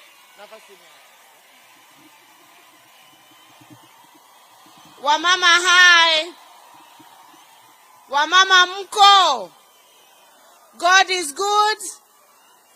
Together nyenanjara, God is good, and all the time.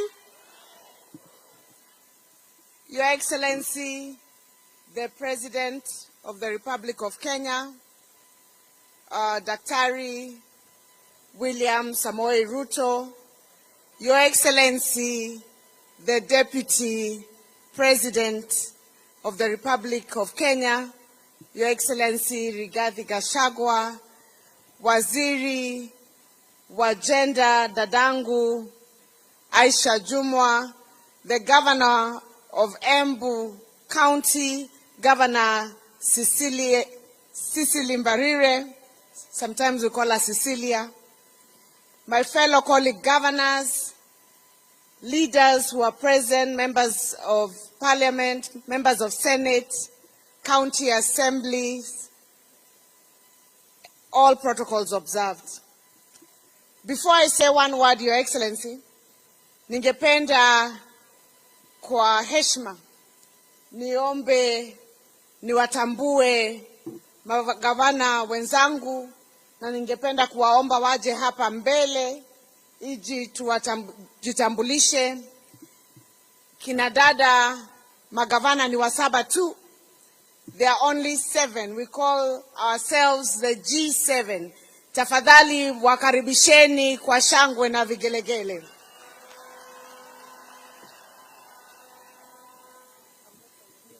Ningewaomba dada magavana waje wajitambulishe kwa jina na wasalimie watu wa Embu, na tutaanza na dadangu kutoka Kwale, Her Excellency Fatuma Achani kutoka kule Kwale. Karibu gavana. Shukran sana Chair. Your Excellency the President of Republic of Kenya, Deputy President, all protocol observed. Kina mama hoye! Mimi yangu tu ni kumshukuru Rais wa Jamhuri ya Kenya kwa kutushika mkono sisi kina mama.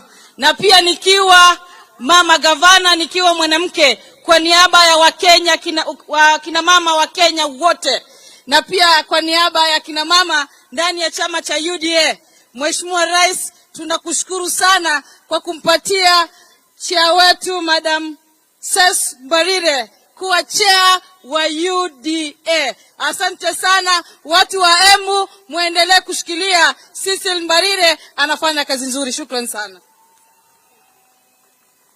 Asante sana gavana wa Kwale, na sasa ningependa kumkaribisha gavana jirani wa kutoka kaunti ya Meru, Gavana Kawera Mwangaza. Kaende kaende.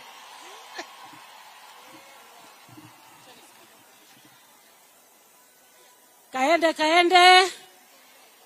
Kabati kabati. Kaende kaende. Kabati kabati.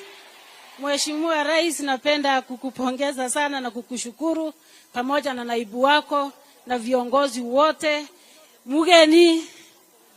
Mugeni kaere, mimi kutoka Meru na waletea salamu za kutoka kule kwa kina mama wa Meru, na spidi yetu ya Meru kama mnavyosikia ni 1000 kilometers per hour, ambayo ni ya kukanyanga mwisho kabisa. Kabati kabati, kaende kaende.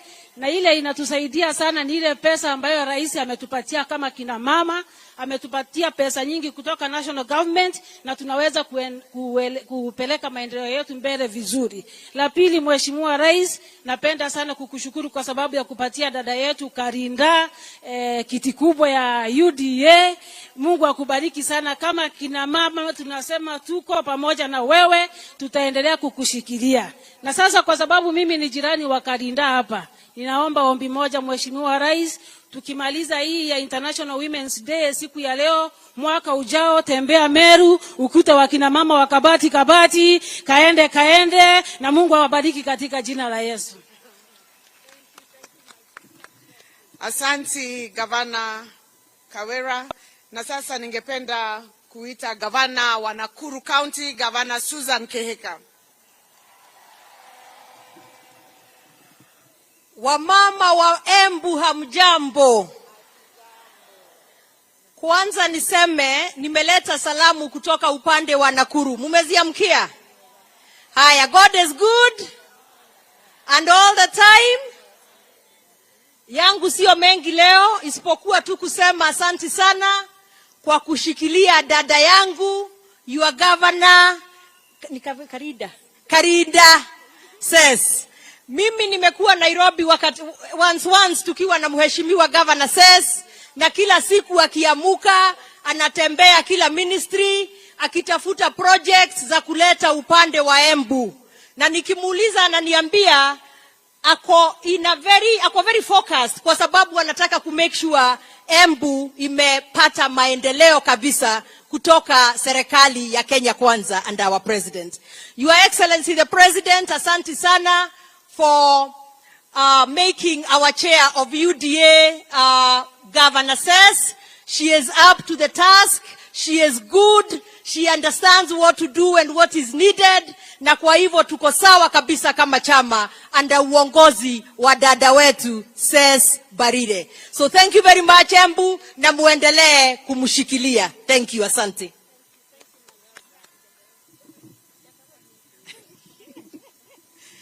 Thank you, Governor Susan. And now I'd like to invite another neighbor for Embu, Governor of Machakos, Her Excellency Wavinya Ndeti.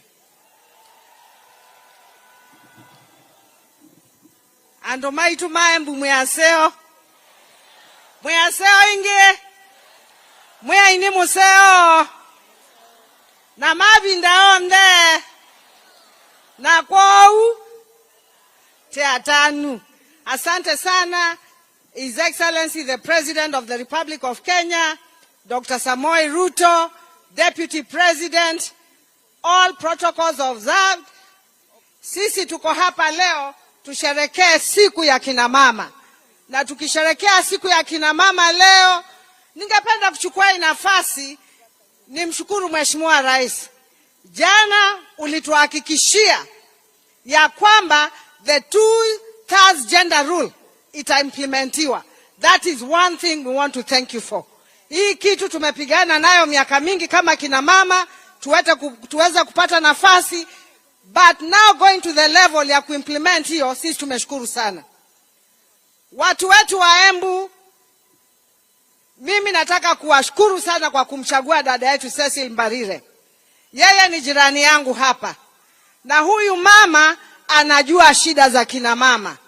Mumesikia ameongea vile mama anafanya kutoka asubuhi mpaka asubuhi lengine.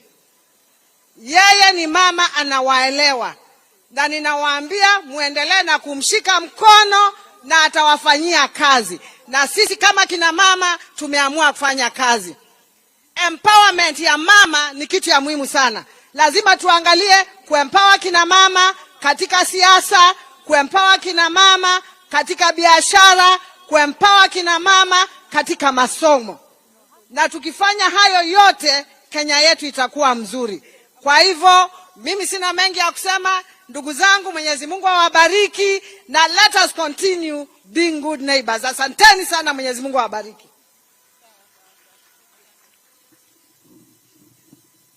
Asante sana.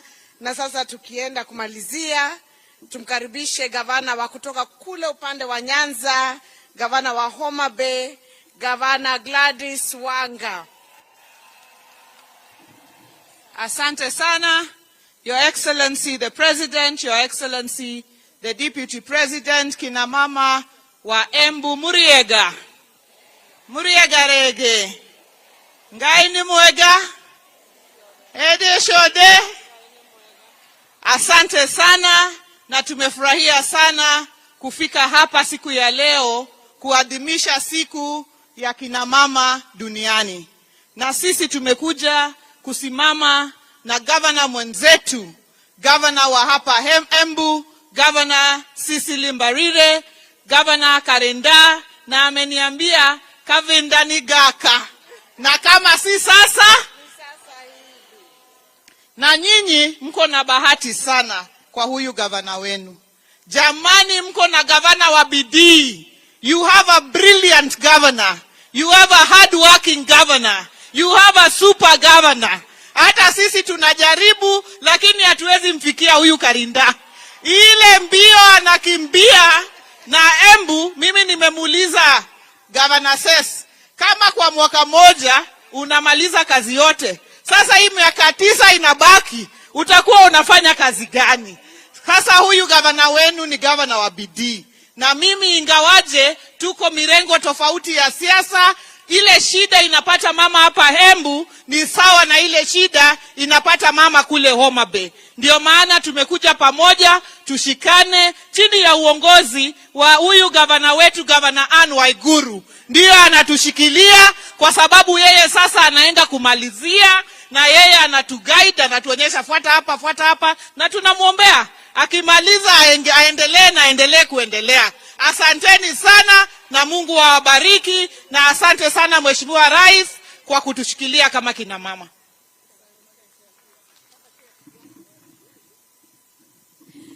Asante sana, Excellency Governors. Your Excellency, mine is very brief. On behalf of the 7 governors, first of all, tungependa kukushukuru kwa kuchagua kaunti moja ya kina mama kufanya sherehe hii ya International Women's Day.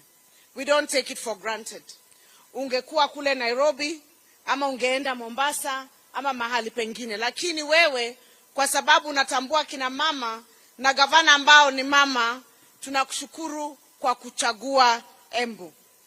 Na sisi, Your Excellency, na wamama wa Embu, ningependa kuwajulisha hivi. Sisi kama kina mama, magavana, tumekuja pamoja. We have come together under a strategy ambayo tunaita G7. Na kwa nini tuje pamoja? Tumekuja pamoja, tusimame pamoja, ndio kwa sababu natuona tuko hapa sisi wote. Juzi tulikuwa kule Homa Bay, jana tulikuwa Nairobi tukilaunch, na tutazunguka kaunti zote za kina mama ili tupatiane nguvu, tupatiane maarifa, tusaidiane kikazi, ili wamama ambao wamechaguliwa ambao ni 7 tu kati ya 47 wawe kielelezo ama mfano to the other upcoming leaders.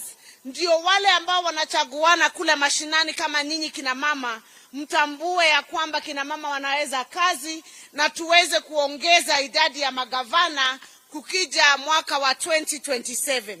Tulikuwa tunasema juzi ya kwamba tunataka kutoka G7 to G16, lakini tukapewa challenge na His Excellency the President na wageni ambao walikuwa wamekuja jana, wakatuliza lakini kwa nini msifike G20 ama 24? Kwa hivyo sasa tunasema from G7 to G24, which is 50% of all the seats of governors. Ya kwanza ningependa kuwauliza nyinyi kina mama wa Embu, Governor Cecily anafanya kazi ama hafanyi kazi? Anafanya kazi ama hafanyi? Mkiangalia hiyo mwaka moja Governor Cecily amefanya kazi, mnamtambua?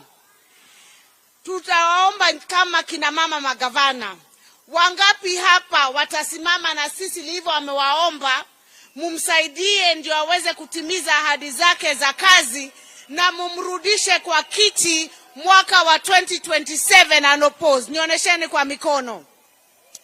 Mimi nataka wale wote ambao wako Embu na wanahisia kusimama kiti ya governor, tunawaomba masaa haya huku Embu ni ya mama. Masaa ni ya nani? Masaa ni ya mama. Mshikilie governor wa Embu afanye term yake, afanye term 2 kama vile mimi ambavyo namaliza kule Kirinyaga, tuende tukiongeza idadi ya viongozi kwa sababu ya kitu inaitwa inclusion and equality. Haya maneno mengine yote yanahusu kina mama. Maneno ya maji, ya agriculture ukulima, ya biashara, kujenga soko, sitaki kurudia vile Governor Cecily amesema, kwa sababu hapo ndipo tupo. Na sitaki kuchukua muda sana kwa sababu mnaelewa. Hiyo mambo ndio tumeweka kwa strategy ya G7. Na tunatafuta support ndio governors hawa waweze pia kushika wanawake wengine mkono. Wale ambao wanataka kusimama viti zingine za magavana na za ma-MP na za ma-MCA, ndio tutoke upande wa nomination sana, tuwe tunachagua mama idadi not less than 30%. Na Your Excellency, tukushukuru. Nikushukuru kwa sababu ya your commitment on the 2/3 gender rule. Governor Aisha ameongea hayo na sitarudia. Kule kwetu Kirinyaga tulifunga pombe na watu wakakuwa deregistered na tukafanya process ingine ya kufungua, na ninaona pia huku Embu inaendelea. Sisi kama kina mama kule Kirinyaga tunasema baa zilikuwa zinafungwa, wanaume pia wanapeana heshima nyumbani, wanakuja mapema, kwa sababu baa zilikuwa zimefanya nini? Zimefungwa. Na sisi tunasema pia kina mama kule kwetu tunasema pia hao pia wanapeana heshima yao, ndio wazee watoke kwa baa waingie wapi? Nyumbani. Sisi tunaomba hii program ambayo tunaweka, tukuwe na program holistic ambayo si ya kufunga tu kama vile tumefunga, tukuwe na alternative ways of entertainment, ways of getting our young people involved, ways of empowerment. Ndio watu wakitoka upande huu wawe na mahali ya kuenda upande huu kama sports. Na tunajua tukishirikiana kama G7 kutakuwa na mpangilio ambayo itakuwa inaleta empowerment huku mashinani. Your Excellency, unaweza kuwa haujui, lakini jana kwa sababu Kirinyaga ni jirani ya Embu, tulikuwa naongea na watu wa Kirinyaga, wakaniambia hiyo maneno yote ya bei ya mifugo, kwa sababu ukiangalia hawa wamama, Your Excellency, hawa ni wakulima, wengi wao ni wanabiashara, si ndio? Na wote wanategemea ukulima wao. Ningeomba tu kitu moja very urgent ambayo ningeomba serikali yako iangalie. Bei ya kahawa imeanza kwenda juu, bei ya majani kidogo. lakini bei ya makadamia ilikuwa imepanda ikafika 120 sasa juzi imeshuka chini ikafika 30 shillings. Your Excellency, kama ungeangalia hiyo, kwa sababu macadamia is one of our main exports, zile zinakuwa zinasaidia kina mama sana. Wengine hawawezi kuwa wanaelewa sana, lakini ile pesa inakuja kila siku. Ungeambia watu wako waangalie hiyo maneno ya bei, kwa sababu the drastic drop in 1 week was quite shocking, na it can be devastating to many of our farmers. Your Excellency na kina mama, Governor Cecilia amesema tunafanya kazi kutoka asubuhi mpaka saa ngapi? Mpaka saa ngapi? Mpaka saa ngapi? Mpaka asubuhi ile ingine, si ndio? Na sisi tunasema kama kina mama, kwa sababu hiyo kufanya kazi ni sisi wote, haitengui kama wewe ni mama wa mashinani, ama wewe ni mama wa G7, ama wewe ni mama wa MCA, ama wewe ni mama wa MP. Sisi wote tuko na hizo shughuli. Asubuhi tunaanza na home na kuweka watoto watayarishe waende shule. Lunch lazima, hata tukiwa kazini unapigiwa simu kama hakuna chakula ama nini hakiko, wewe ndio kwenda kushughulika. Watu wakiwa wagonjwa, kama ni watoto ama mzee, ni sisi kina mama, si ndio? Sisi tunasema tumekubali kama kina mama. Tumekubali kazi kazi ya saa 2 kazi ya saa 7 kazi ya saa 10 kazi ya saa 2 ya usiku ni nini? Na hata kazi ya saa 6 usiku pia ni. Sisi tumekubali, bora sisi tupewe nafasi yetu kama kina mama katika uongozi, kwa sababu sisi kama kina mama tunaweza. Tunaweza, hatuwezi? Kina mama mnaweza, hamwezi? Kina mama wamesema wanaweza, na Mheshimiwa Rais na kushukuru kwa kutushikilia. Mungu awabariki, awatende wema, na tunatarajia Your Excellency, ukitoka hapa angalia kaunti nyingine ya G7, ukue huko ndio next stop. God bless you. God bless the women of Kenya, and happy International Women's Day.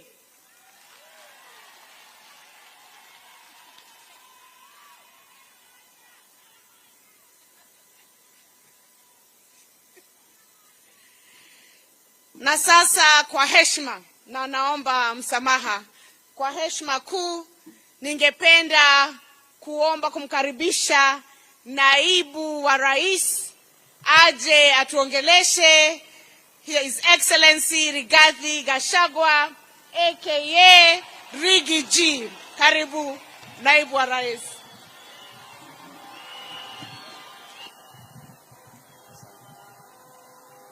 Asante sana gavana wetu, Mheshimiwa Rais wa Jamhuri ya Kenya, kiongozi wetu Daktari William Samoei Ruto, magavana wetu, mawaziri, akina mama, kwa siku hii ya kimataifa ya wamama hoi,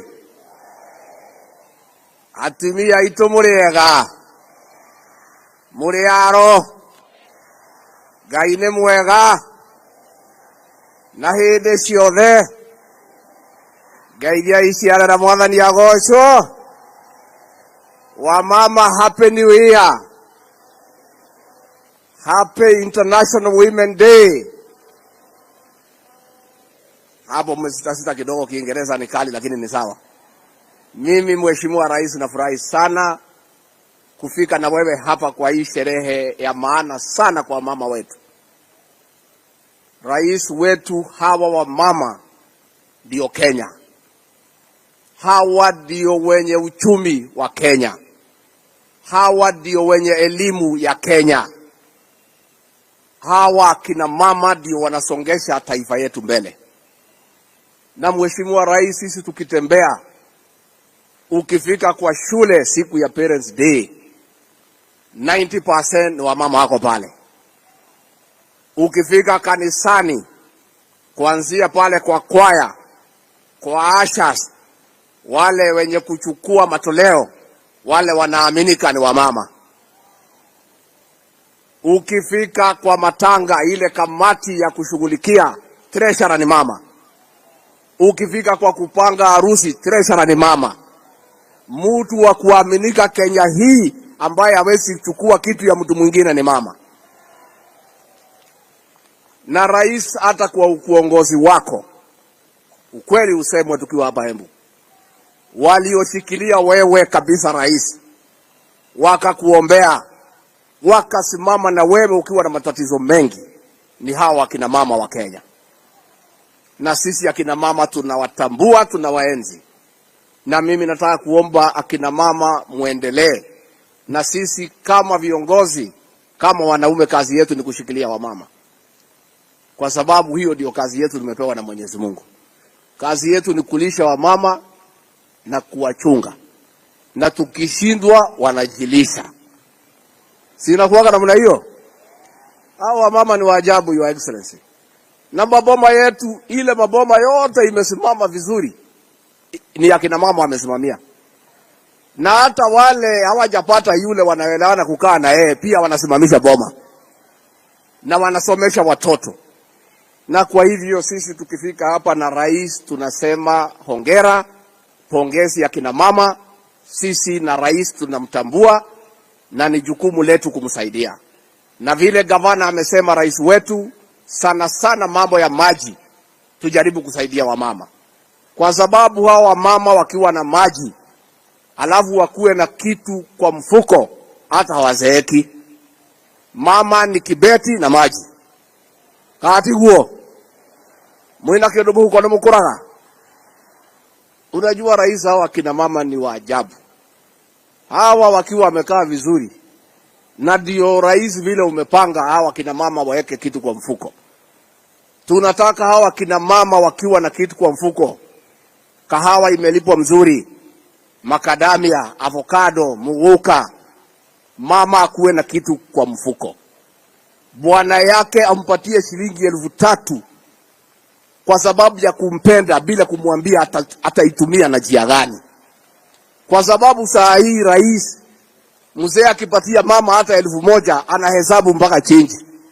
Kwa sababu hakuna pesa nyingine kwa hiyo boma. Na hiyo giri moja ndio inafanya kunakuwa na mfurutano. Sisi tunataka hawa kina mama wetu wapate kitu kwa mfuko. Hata hawa wajitengeneze, wakae vizuri. Ndio ile mama wanavaa kitambaa ni siku tu ya sherehe ya kanisa. Ile ya Women's Guild, Mothers Council, CWA. Siku hizi zingine mugathi oranyo mugekerwo kinyungu, ikaruwe kamaega mugathakara. Kati huo ugacoka ukoya ngiri ukaigira kwa mwendia wa ndugu ukamwira, we mwendia nyita ngiri ino, rehe kibura na kiria gitagwo kinyau, ona ni njikare wega. Hivyo ndivyo tunataka akina mama wetu wakae. Kwa hivyo rais, sisi tunataka kusema chini ya uongozi wako mambo ya kahawa imeanza kuwa nzuri, bei imeanza kupanda. Mambo ya majani chai tulipata bonus imeanza kupanda. Maziwa rais wetu umesema kuanzia mwezi huu wa March kwa new KCC ni 50 kwa lita. Mambo ya makadamia ilikuwa mbaya sana rais. Na wewe ukatoa agizo kwa waziri wetu wa biashara na sisi. Na tukaketi chini na kuangalia ile maneno ilikuweko. Ni vile governor wetu wa Iguru anasema ilikuwa 30. Sasa imepanda, kwingine ni 90, kwingine ni 100, ikiendelea mbele. Hata wiki inakuja siku ya Jumanne nitakuwa nimeketi na watu ya avocado pia. Tukijaribu kuangalia ile mikakati tutaweka, ndio pia bei ya avocado iweze kuendelea mbele. Rais wetu ukituongoza, ulituagiza tuangalie mambo ya pombe. Watu ambaye wamehangaishwa na pombe, ile sumu, ile ya kuua watoto ni hawa mama. Imekuwa vijana wamekunywa pombe ile mbaya, wamelala kwa mitaro, mamboma imeangamia, tumekosa watoto, tumekaa kama nchi imepotea. Na rais umetuagiza tuweke mikakati. Na serikali wiki hii chini ya uongozi wako imetangaza mipango kabambe ya kuondoa sumu katika Jamhuri ya Kenya. wale wote watu walikuwa wanatengeneza sumu na kuuzia watoto wetu, hizo factory zote tumefunga, na polisi wameagizwa zile mafactory ambaye ni ya ukora haina leseni wasifunge na kuharibu hiyo mitambo ya kutengeneza sumu ya watoto wetu. Na tunaomba governors na viongozi mtuangalilie hao maofisa, tumewapatia siku 10 kumalizana na hizo mafactory ambaye ni illegal. Mtuangalilie Governor Iguru, Governor says mtuangalilie. Mkiona hao officers wetu bado chukua ile hatua inatakikana mtueleze. Lakini nikiwa hapa katika magavana katika eneo hili, huyu Governor Karinda na huyu Governor wa Iguru, kwa hii maneno ya pombe walikuwa mstari ya mbele, hawaogopi hiyo watu. Wanaume wengine walikuwa wanatishwa na hii watu, wanaweka mguu hapa katikati ya mguu. Lakini hao magavana wawili, hata nilikuwa nimesema waume watoe longi wapatie, kwa sababu hawa ndio wako shujaa. So pia tunataka tuseme tusaidiane ndio tuweze kurudisha vijana wetu kwa laini, lakini hatusemi ati pombe inaharibiwa, hapana. Nyinyi kama mko na ile pombe nzuri imekubalika, muende muuzie ile wanataka kukunywa. Lakini ile sumu hiyo hatuwezi kubali haribu watoto wetu. Kama mko atatuetekelie. Kwa hivyo rais, mimi nikimalizia kutoka hapo niseme watu wa Embu, rais na mimi hatutachoka kusema asante. Adwa Embu mwegoko neinywe nie na muthurio tutikanoga ni kuga thengio ni mwatwikire wega ma na twari uhoro wa ma tutiari handu hega tani ndari handu haceke muno ithe mutio hera ndari mugituhoera Ngai mugituhe kura mugitutua thamaki mugituhe kanya ga gutongoria tutikanoga ni gucokia ngabo andu a Embu handu hakwa na muthamaki uyu witu William Ruto kuma ngoro yakwa thiini amukirai ngatho ciakwa. Pia niseme asante kwa huyu Karinda na hao viongozi wote mlitupatia kwa UDA. Mulitafuta viongozi ambaye wanaelewa kazi ambayo walipewa. Na huyu Karinda, Your Excellency, mimi nimpongeze. Kabla akuwe gavana hapa, watu wa Mbere na watu wa Embu hawakuwa wanajisikia wameshirikishwa kwa serikali. Na huyu Karinda ameenda Mbere, ameteua watu ya Mbere, amewaleta kwa serikali. Saa hii wa Embu na wa Mbere wanajisikia wako ndani ya serikali. Mimi nataka governor nikuambie well done. Hata vile umeongoza hii county, viongozi wote wanaongea sauti moja. Finally, mimi niseme katika hii serikali ya William Ruto, mtetezi wa wamama number 1 ni Rais William Samoei Ruto.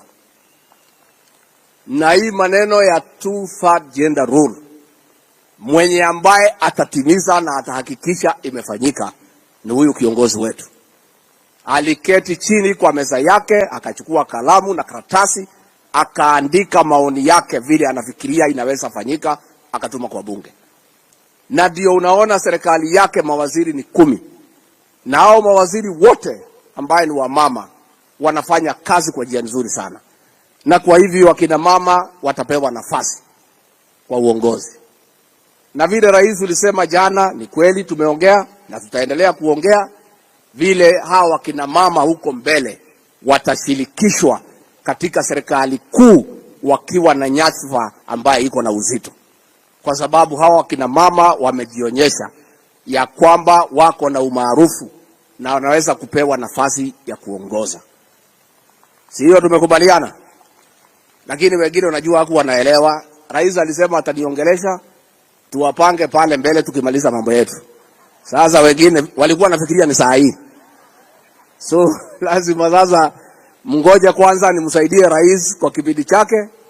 Ikifika kutamatisha hapo, rais mwenyewe atatuongoza, atatuonesha vile tutapanga hawa mama na vile mambo yao itakuwa sawa sawa. Katibu mkwenda. Niko mkwenda. Kwa hivyo sisi rais tunashukuru wewe you are the women defender number one, and I bear testimony because tumeketi wakati mwingi tukipanga kazi, unauliza wakina mama wako wapi? Tukiteua mabasenda unasema wamama wako wapi? Hii wamama wako wapi? Enywe atimia itono mwagira kwebanga na muthuri we nimo kwebanga nake, nimo kwebanga nake mundu uria biu mutongoria wa Kenya wina bata na atumia ya Kenya na muthuri ugwitwo William Ruto. Koguo tuikare hakuhi nake twebange nake hau, na hata akina mama viongozi mkae tu hapo karibu na rais, mjipange hapo karibu vile amesema.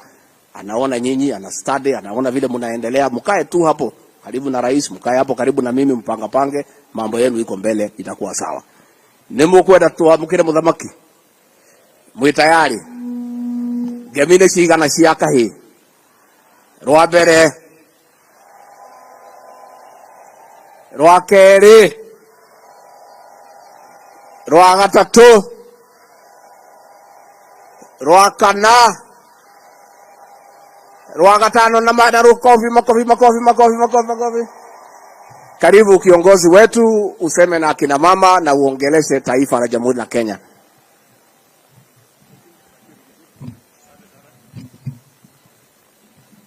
Asante sana Bwana Deputy President, tafadhali tunaweza kuketi chini. Asante sana. Mheshimiwa Naibu wa Rais, waheshimiwa mawaziri mlio hapa, waheshimiwa magavana, wabunge wa bunge la kitaifa na bunge la kaunti, ndugu wananchi wa Embu, hamjambo. Kina mama hai, kina mama hoye, kina mama hamjambo. Bwana Yesu asifiwe. God is good, and all the time. Asanteni sana. It is a great honor for me to participate in this critical event, the commemoration of the International Women's Day. Is a dedicated opportunity for us as a nation to reflect on the progress we have made in promoting greater inclusion of women in order to realize gender equality and create the necessary conditions for inclusive prosperity and also national development. The terms under which we pursued development in the past consigned us to slow, inadequate progress because of the underlying fundamental inclusivity deficit, which marginalized regions, excluded sectors, and disenfranchised women. Not only did the majority of our people end up poor and deprived of opportunities to change their prospects, but structural and systemic discrimination also guaranteed that women inevitably fell among the most vulnerable people in our society. It is difficult today to take seriously any growth and development strategy which deliberately leaves behind everyone, let alone 50% of our communities and national family. Yet we realize with clarity that historically this is what happened with all development initiatives which did not proceed on the basis of inclusivity and equality.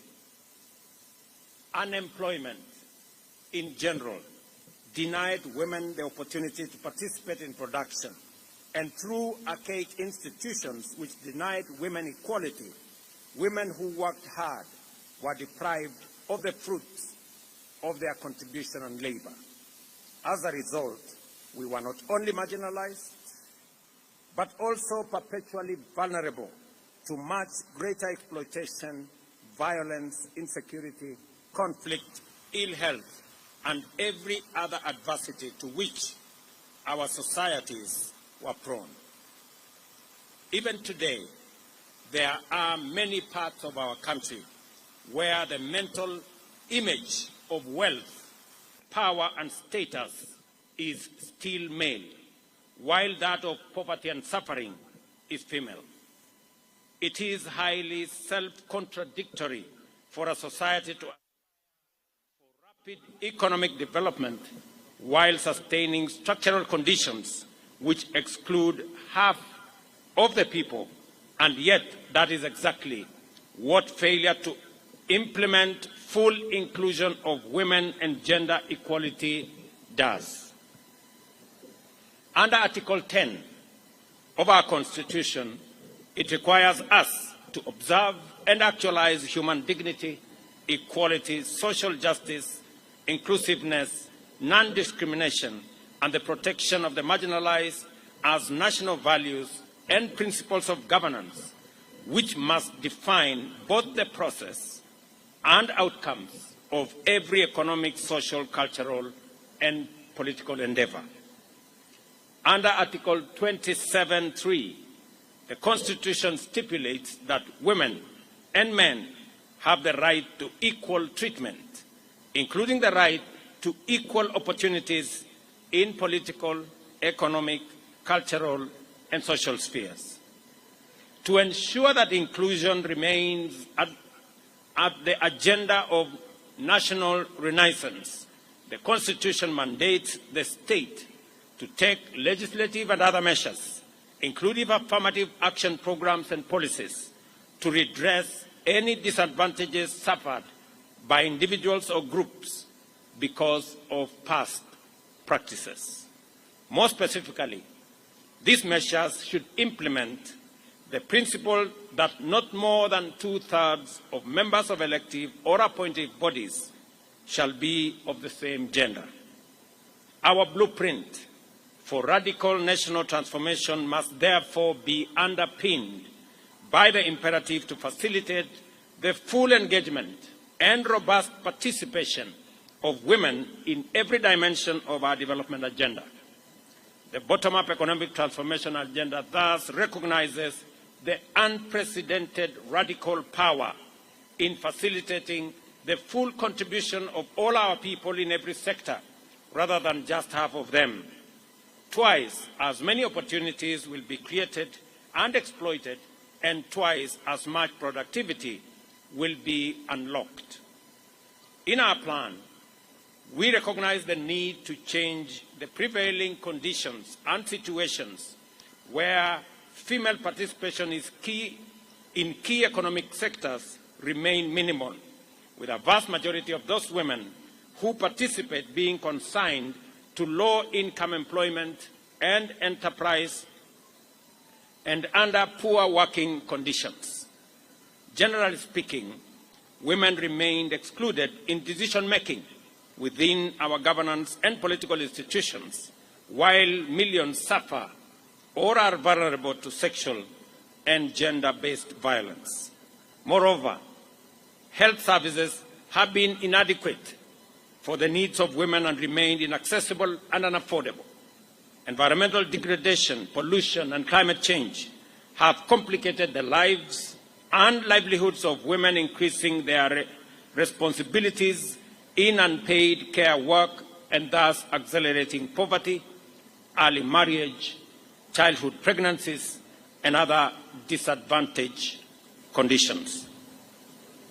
Through highly intentional interventions, our bottom-up economic transformation agenda prescribed a pathway to transform the conditions, contributions, and participation of women in national development by deliberately eliminating every cultural, political, social, and other excuse for treating women unjustly.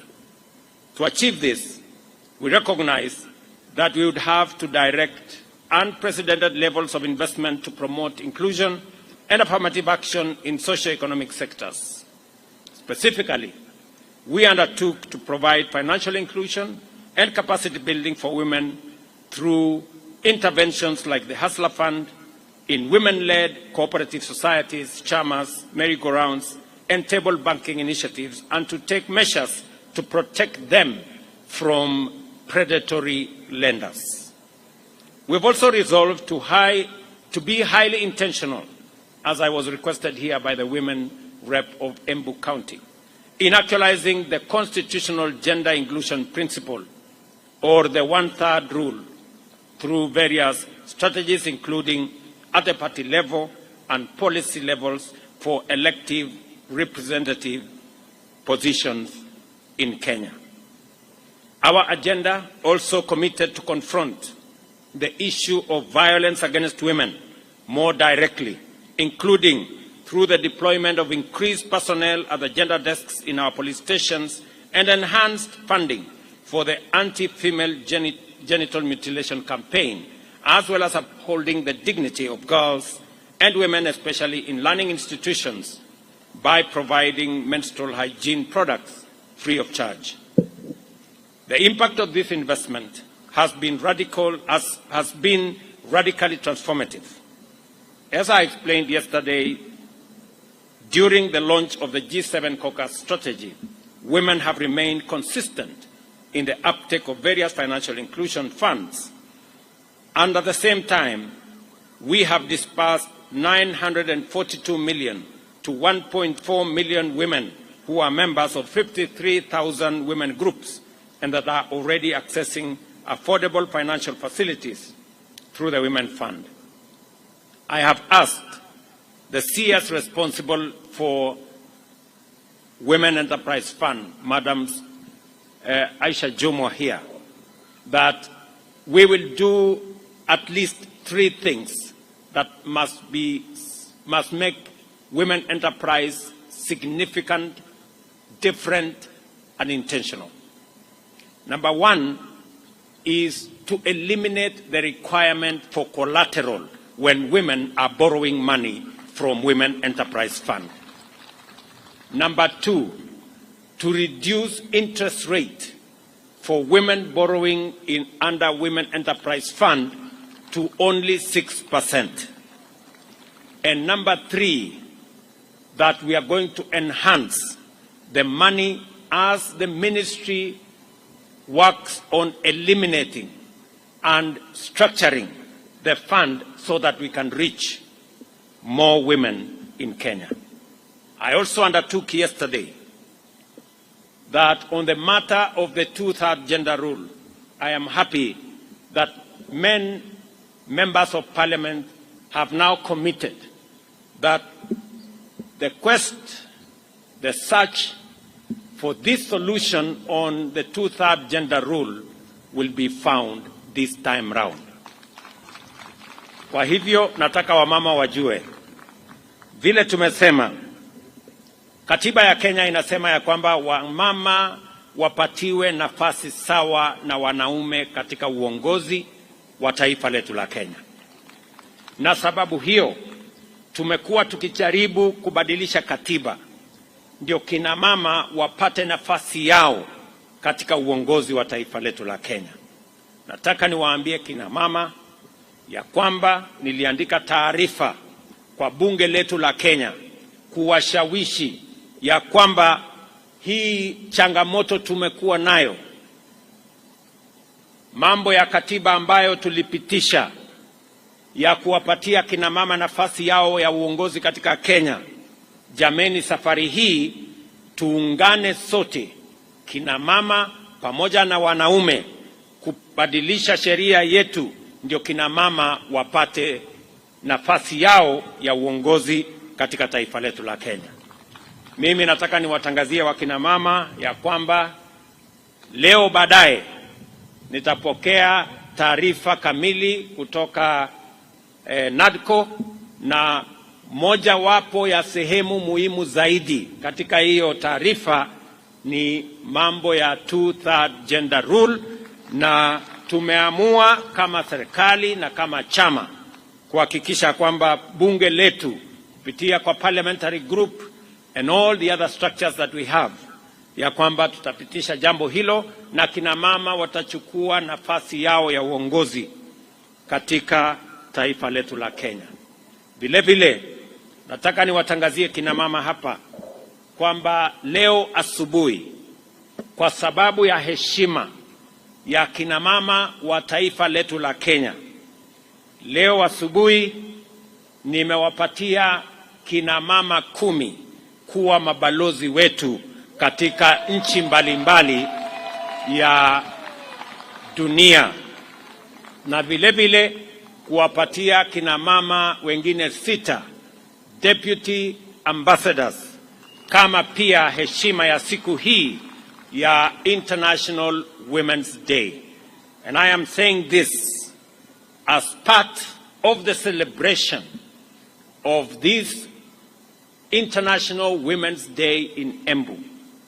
This morning, I have appointed 10 more women as ambassadors in different parts of the world, and another 6 deputy ambassadors in recognition of the contribution of women to the leadership of our nation.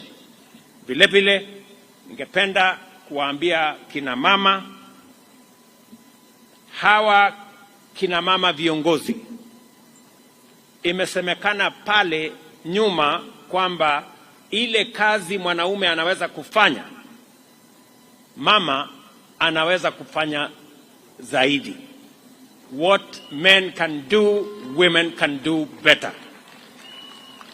Na mimi ni shahidi kwa sababu baraza letu la mawaziri kwa ile kazi ya muhimu 5 ambayo tumeweka katika manifesto yetu, kina mama hawa wanaongoza katika nafasi 4 ya manifesto yetu. Mimi nataka niwaulize kina mama, kwa sababu niko hapa Embu leo. Nilikuja kuanzisha mpango ya housing hapa Embu, na nitarudi hapa. Nishakubaliana na viongozi wa Embu ya kwamba nitarudi hapa kabla ya mwisho wa mwezi huu. Nitakuwa hapa Embu tena, kwa sababu ile kazi ya housing ambayo nataka kina mama waelewe ni nini tunafanya ili kuwapa kina mama wa taifa letu la Kenya nafasi sawa ya kujisimamia, kujiendeleza na pia kuchangia katika kuendesha taifa letu la Kenya. Ya kwanza ni mambo ya housing. Program ya housing inaongozwa na mama waziri anaitwa Alice Wahome. Na kufikia sasa tayari tuko na sehemu ama nyumba ambayo tunajenga Kenya, nyumba 1,100, na tuko na vijana wanaofanya kazi katika program ya housing. Vijana zaidi ya 1,150 wanafanya kazi katika sehemu ama mpango wa housing, kwa sababu tunaelewa ya kwamba mtoto akikosa ajira, mwenye anapata matatizo ni mama nyumbani. Mzee akikosa kazi, mama anazumbuka, kwa sababu kisirani yote ya kukosa kazi inaelekezwa kwa kina mama. Kwa hivyo mpango yetu ya kuhakikisha ya kwamba tuko na nafasi ya ajira katika taifa letu la Kenya ni mojawapo ya mambo ambayo tunafanya ili tuhakikisha ya kwamba tuko na taifa ambayo inaweza kujisimamia. Jambo la pili, program yetu ambayo tunaendesha kwa mambo ya kuhakikisha kwamba tuko na matibabu. Na nataka nimshukuru gavana wenu hapa, kwa sababu mimi na yeye tumeungana katika ile program ya community health promoters. Hapa Embu muko na community health promoters zaidi ya 1,500. Hawa wote wametambulika na huyu mama Ses Mbarire, na mimi nimempatia equipment ya kuhakikisha ya kwamba wanaweza kwenda kusimamia mambo ya matibabu katika kila kijiji. Vile vile mama mwenzake anaitwa Susan Namkumicha ndiye anasimamia afya katika taifa letu la Kenya. Na nimesikia hapa kina mama wakisema mtoto akiwa mgonjwa, mama ndio daktari. Mzee akiwa mgonjwa, mama ndio daktari. Mama mwenyewe akiwa mgonjwa, pia yeye ni daktari. Na kwa sababu hiyo tunataka kurahisisha kazi ya wamama kushughulikia matibabu katika taifa letu la Kenya. Na ndio sababu hiyo tumesema tunafanya mambo 4 ya muhimu. na ndio tumebadilisha sheria. Tuko na sheria mpya. Ya kwanza ni kuhakikisha ya kwamba matibabu inapatikana katika kila kijiji kupitia kwa community health promoters. Ya pili ni kuhakikisha ya kwamba bima ya afya inapatikana kwa bei ambayo kila mwananchi anaweza kufikia. Wale mlikuwa mnalipia shilingi 500, mmesikia tutapunguza ikuje shilingi 300. Na wale ambao hawana uwezo kabisa, kwa mara ya kwanza, wale ambao hawana hata hiyo 300, kwa mara ya kwanza tumesema tutawalipia kama serikali ya Kenya. Ndio kila Mkenya aweze kwenda hospitali, atibiwe na aende nyumbani bila ya kuulizwa pesa yeyote. Na ya tatu, tumekubaliana vile vile ya kwamba kwa wale ambao wanapatikana na ugonjwa ile iko na kisirani na kiburi, ile kama ya kansa, ya hypertension, ya diabetes, pia katika hii mpango mpya tumeweka pesa ya kutengeneza chronic illness fund ambayo itasimamia matibabu ya yale magonjwa ambayo yanaleta hasara, yanasababisha watu kuuza ng'ombe, kuuza mali katika kutafuta hali ya matibabu katika taifa letu. Mimi nataka niwaeleze kina mama wetu wa Kenya ya kwamba katika harakati hiyo yote tunataka kuhakikisha kwamba taifa letu, hasa kina mama, wanapata nafasi ya kutosha ya kusaidiwa, ili majukumu ambayo mumeeleza hapa. Nimesikia Cecily amesema majukumu yenu ni mingi. Naanza asubuhi, tayarisha watoto, tayarisha mzee, saa 6 jioni, hata amesema kuna kazi nyingine ya saa 6 ya usiku. Sasa hajatueleza hiyo saa ya saa 6 ya usiku ni gani. Na kama ni ile mimi ninajua, nataka niwaambie wazee pia, tafadhali mubadilishe style, ndio wamama wasikuwe na kazi ngumu. Si ndio? Wanaelewa vile nimesema. So kwa sababu majukumu yenu ni mengi, mimi nataka tukubaliane vile tutasonga mbele kama taifa. Vile vile kina mama, kama hakuna chakula, mama ndio mwenye kuulizwa. Na ndio sababu hiyo pia katika mpango yetu tumesema kuzalisha chakula itakuwa kazi yetu ya kwanza na ya muhimu. Na mimi nataka niwashukuru wakulima, hasa kina mama, kwa sababu wengi wa wakulima ni kina mama. Mwaka huu kwa mapenzi ya Mungu tumeongeza chakula kwa sababu Mungu ametusaidia mvua, na tumekuwa mpango ya kuhakikisha kwamba mko na mbegu, na tumepunguza pia gharama ya mbolea. Mimi nataka niwaulize kina mama wa Kenya katika ghafla hii ya kwamba tena tumeweka mpango kamili ya kuzalisha chakula Kenya. Ndio kazi yenu ya kulisha familia zenu iwe kazi rahisi.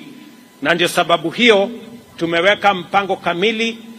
Mwaka huu tutaongeza ile mbolea itapatikana hadi makunia milioni 6. Na ile bei ambayo ilikuwa 5,000 6,000 vile mnajua tumepunguza, imekuja shilingi 2,500. Na mwaka huu ama mwaka uliopita, kwa mapenzi ya Mungu, mazao yamepatikana kwa wingi na chakula imeanza kupatikana kwa njia ya urahisi. I want to ask farmers, especially our women, because they are the backbone of our agriculture, that this time round we double our efforts. We have made arrangements on how we are going to ensure that our agriculture expands, our productivity expands. We are going to deliver more seed, affordable fertilizer, and support farmers so that we can eliminate the shame of hunger in our country. Nataka vile vile niwaeleze kama kina mama wa taifa letu la Kenya kwamba katika harakati hiyo pia mama mmoja hapa nimemtuma apange ajira ya vijana wa Kenya. Kule nchi ya nje, na tuko na hiyo mpango. Leo asubuhi nilikuwa na mkutano mkubwa ya kupanga vile ajira itapatikana kwa mitandao, tuhakikisha kwamba digital jobs become a reality. And I want to ask our girls and our women to focus their attention on the opportunities that we have for employment, so that they don't become vulnerable to vices of early pregnancies and also other vices. And I want to commit that the government of Kenya, we are going to mobilize every resource to protect our girls, to protect our mothers, to protect our wives, to protect our women, and to protect our daughters. Tutahakikisha ya kwamba kina mama wa taifa letu la Kenya wasipatikane mahali ambapo kuna watu wanataka kuwatumia kwa njia ambayo sio nzuri. Mimi nataka niwaulize vile vile kwamba kina mama tusaidiane, wazee tusaidiane. And I want to ask the women of Kenya to listen to me. As we believe in you, the women of Kenya must believe in themselves. It begins with women believing in themselves. And we will work, we will do whatever we can to support women. But I must say to the women of Kenya, you must start by believing in yourselves. That way, you can make progress, and together we can make progress. Kwa hivyo, mimi nataka niwashukuru sana kwa nafasi ambayo mmenipatia hapa Embu. Mimi nataka mjue ya kwamba sisi wote, hasa viongozi hawa kina mama walio hapa leo, ambayo tunawaenzi, tunawapenda na tunawatambua, hawa magavana 7 ambao wamepatikana. Mimi nataka niwaulize kina mama, kwa mapenzi ya Mungu tunataka katika awamu inayokuja ya 2027 tupate kina mama magavana 24 waweze kusimamia mambo ya maendeleo katika taifa letu la Kenya, kwa sababu ile kazi kina mama hawa magavana wanafanya imedhihirika wazi kwamba wanaweza kuendesha mambo ya county kwa njia na taratibu inayofaa. Vile vile nimesikia vile gavana wenu wamesema hapa kwa mambo ya upishi, ama mambo ya kutafuta vile tunaweza kupunguza mzigo wa kutafuta kuni na kufanya kazi hiyo ingine, mambo ya gas, mambo ya electricity. Mimi nitangaze hapa ya kwamba mwaka huu tumerudisha ile mpango ya last mile connectivity, kupeleka stima kwa manyumba ya wananchi. Mwaka huu katika taifa letu la Kenya tumeweka pesa bilioni 46 kuunganisha stima kwa nyumba 1560. Hapa Embu, we are going to run that program, and it is our intention to connect more households to electricity so that we can make it easier for women to be able to discharge their responsibilities, to have their homes in situations that are proper, and for us to work together as a community. Mimi nikirudi hapa Embu, nimesema mwezi huu tutakuja na mambo yenu ya stima, mambo yenu ya barabara, nimesikia kwa makini, mambo yenu ya maji, mambo yenu ya masoko. Vile mumesikia soko yenu ya hapa Embu town, pale nyuma ilichomeka ikapata matatizo. Mimi nataka niwaambie sasa tumeweka pesa ya kutosha, tutajenga soko hii hapa Embu town, na vile vile tutajenga soko ingine 8 hapa Embu county. Na hizo soko zinaanza vile mmesikia governor amesema inaanza kuanzia next week, na sio hapa Embu peke yake tunajenga soko. Mimi niliahidi mama mboga atafanya kazi mahali kuna heshima, mahali kuna stima, mahali kuna maji, na mmesikia hata kama umepata mtoto, hizi soko tunajenga unaweza kwenda na mtoto kazini. Kutakuwa na mahali mtoto anakaa, wewe ukiendesha na biashara yako. Kwa hivyo tunajenga soko mpya 500 katika taifa letu la Kenya, 8 zikiwa katika Embu County, kwa sababu it is a commitment we made to women, especially traders, especially women in the Republic of Kenya. Kwa hivyo tutashirikiana hivyo. Mimi nataka pia niwaulize kina mama, mkisikia tunaongea housing, nyumba ama boma ni ya mama ama ni ya mzee? Nyumba ni ya nani? Si ni ya mama? Mkisikia tukisema mambo ya housing, ni kwa sababu tunatambua nyumba ni ya mama. Na katika hii program tuko nayo, tunataka kila mama aweze kununua nyumba. Tumeweka hata nyumba ya shilingi 3,000 kila mwezi, kuhakikisha kwamba hapa mjini inapatikana nyumba mama mboga anaweza kununua, mtu ya bodaboda anaweza kununua. Pale nyuma ilikuwa lazima ukuwe tajiri, lazima ukuwe na kazi kubwa ndio uweze kununua nyumba.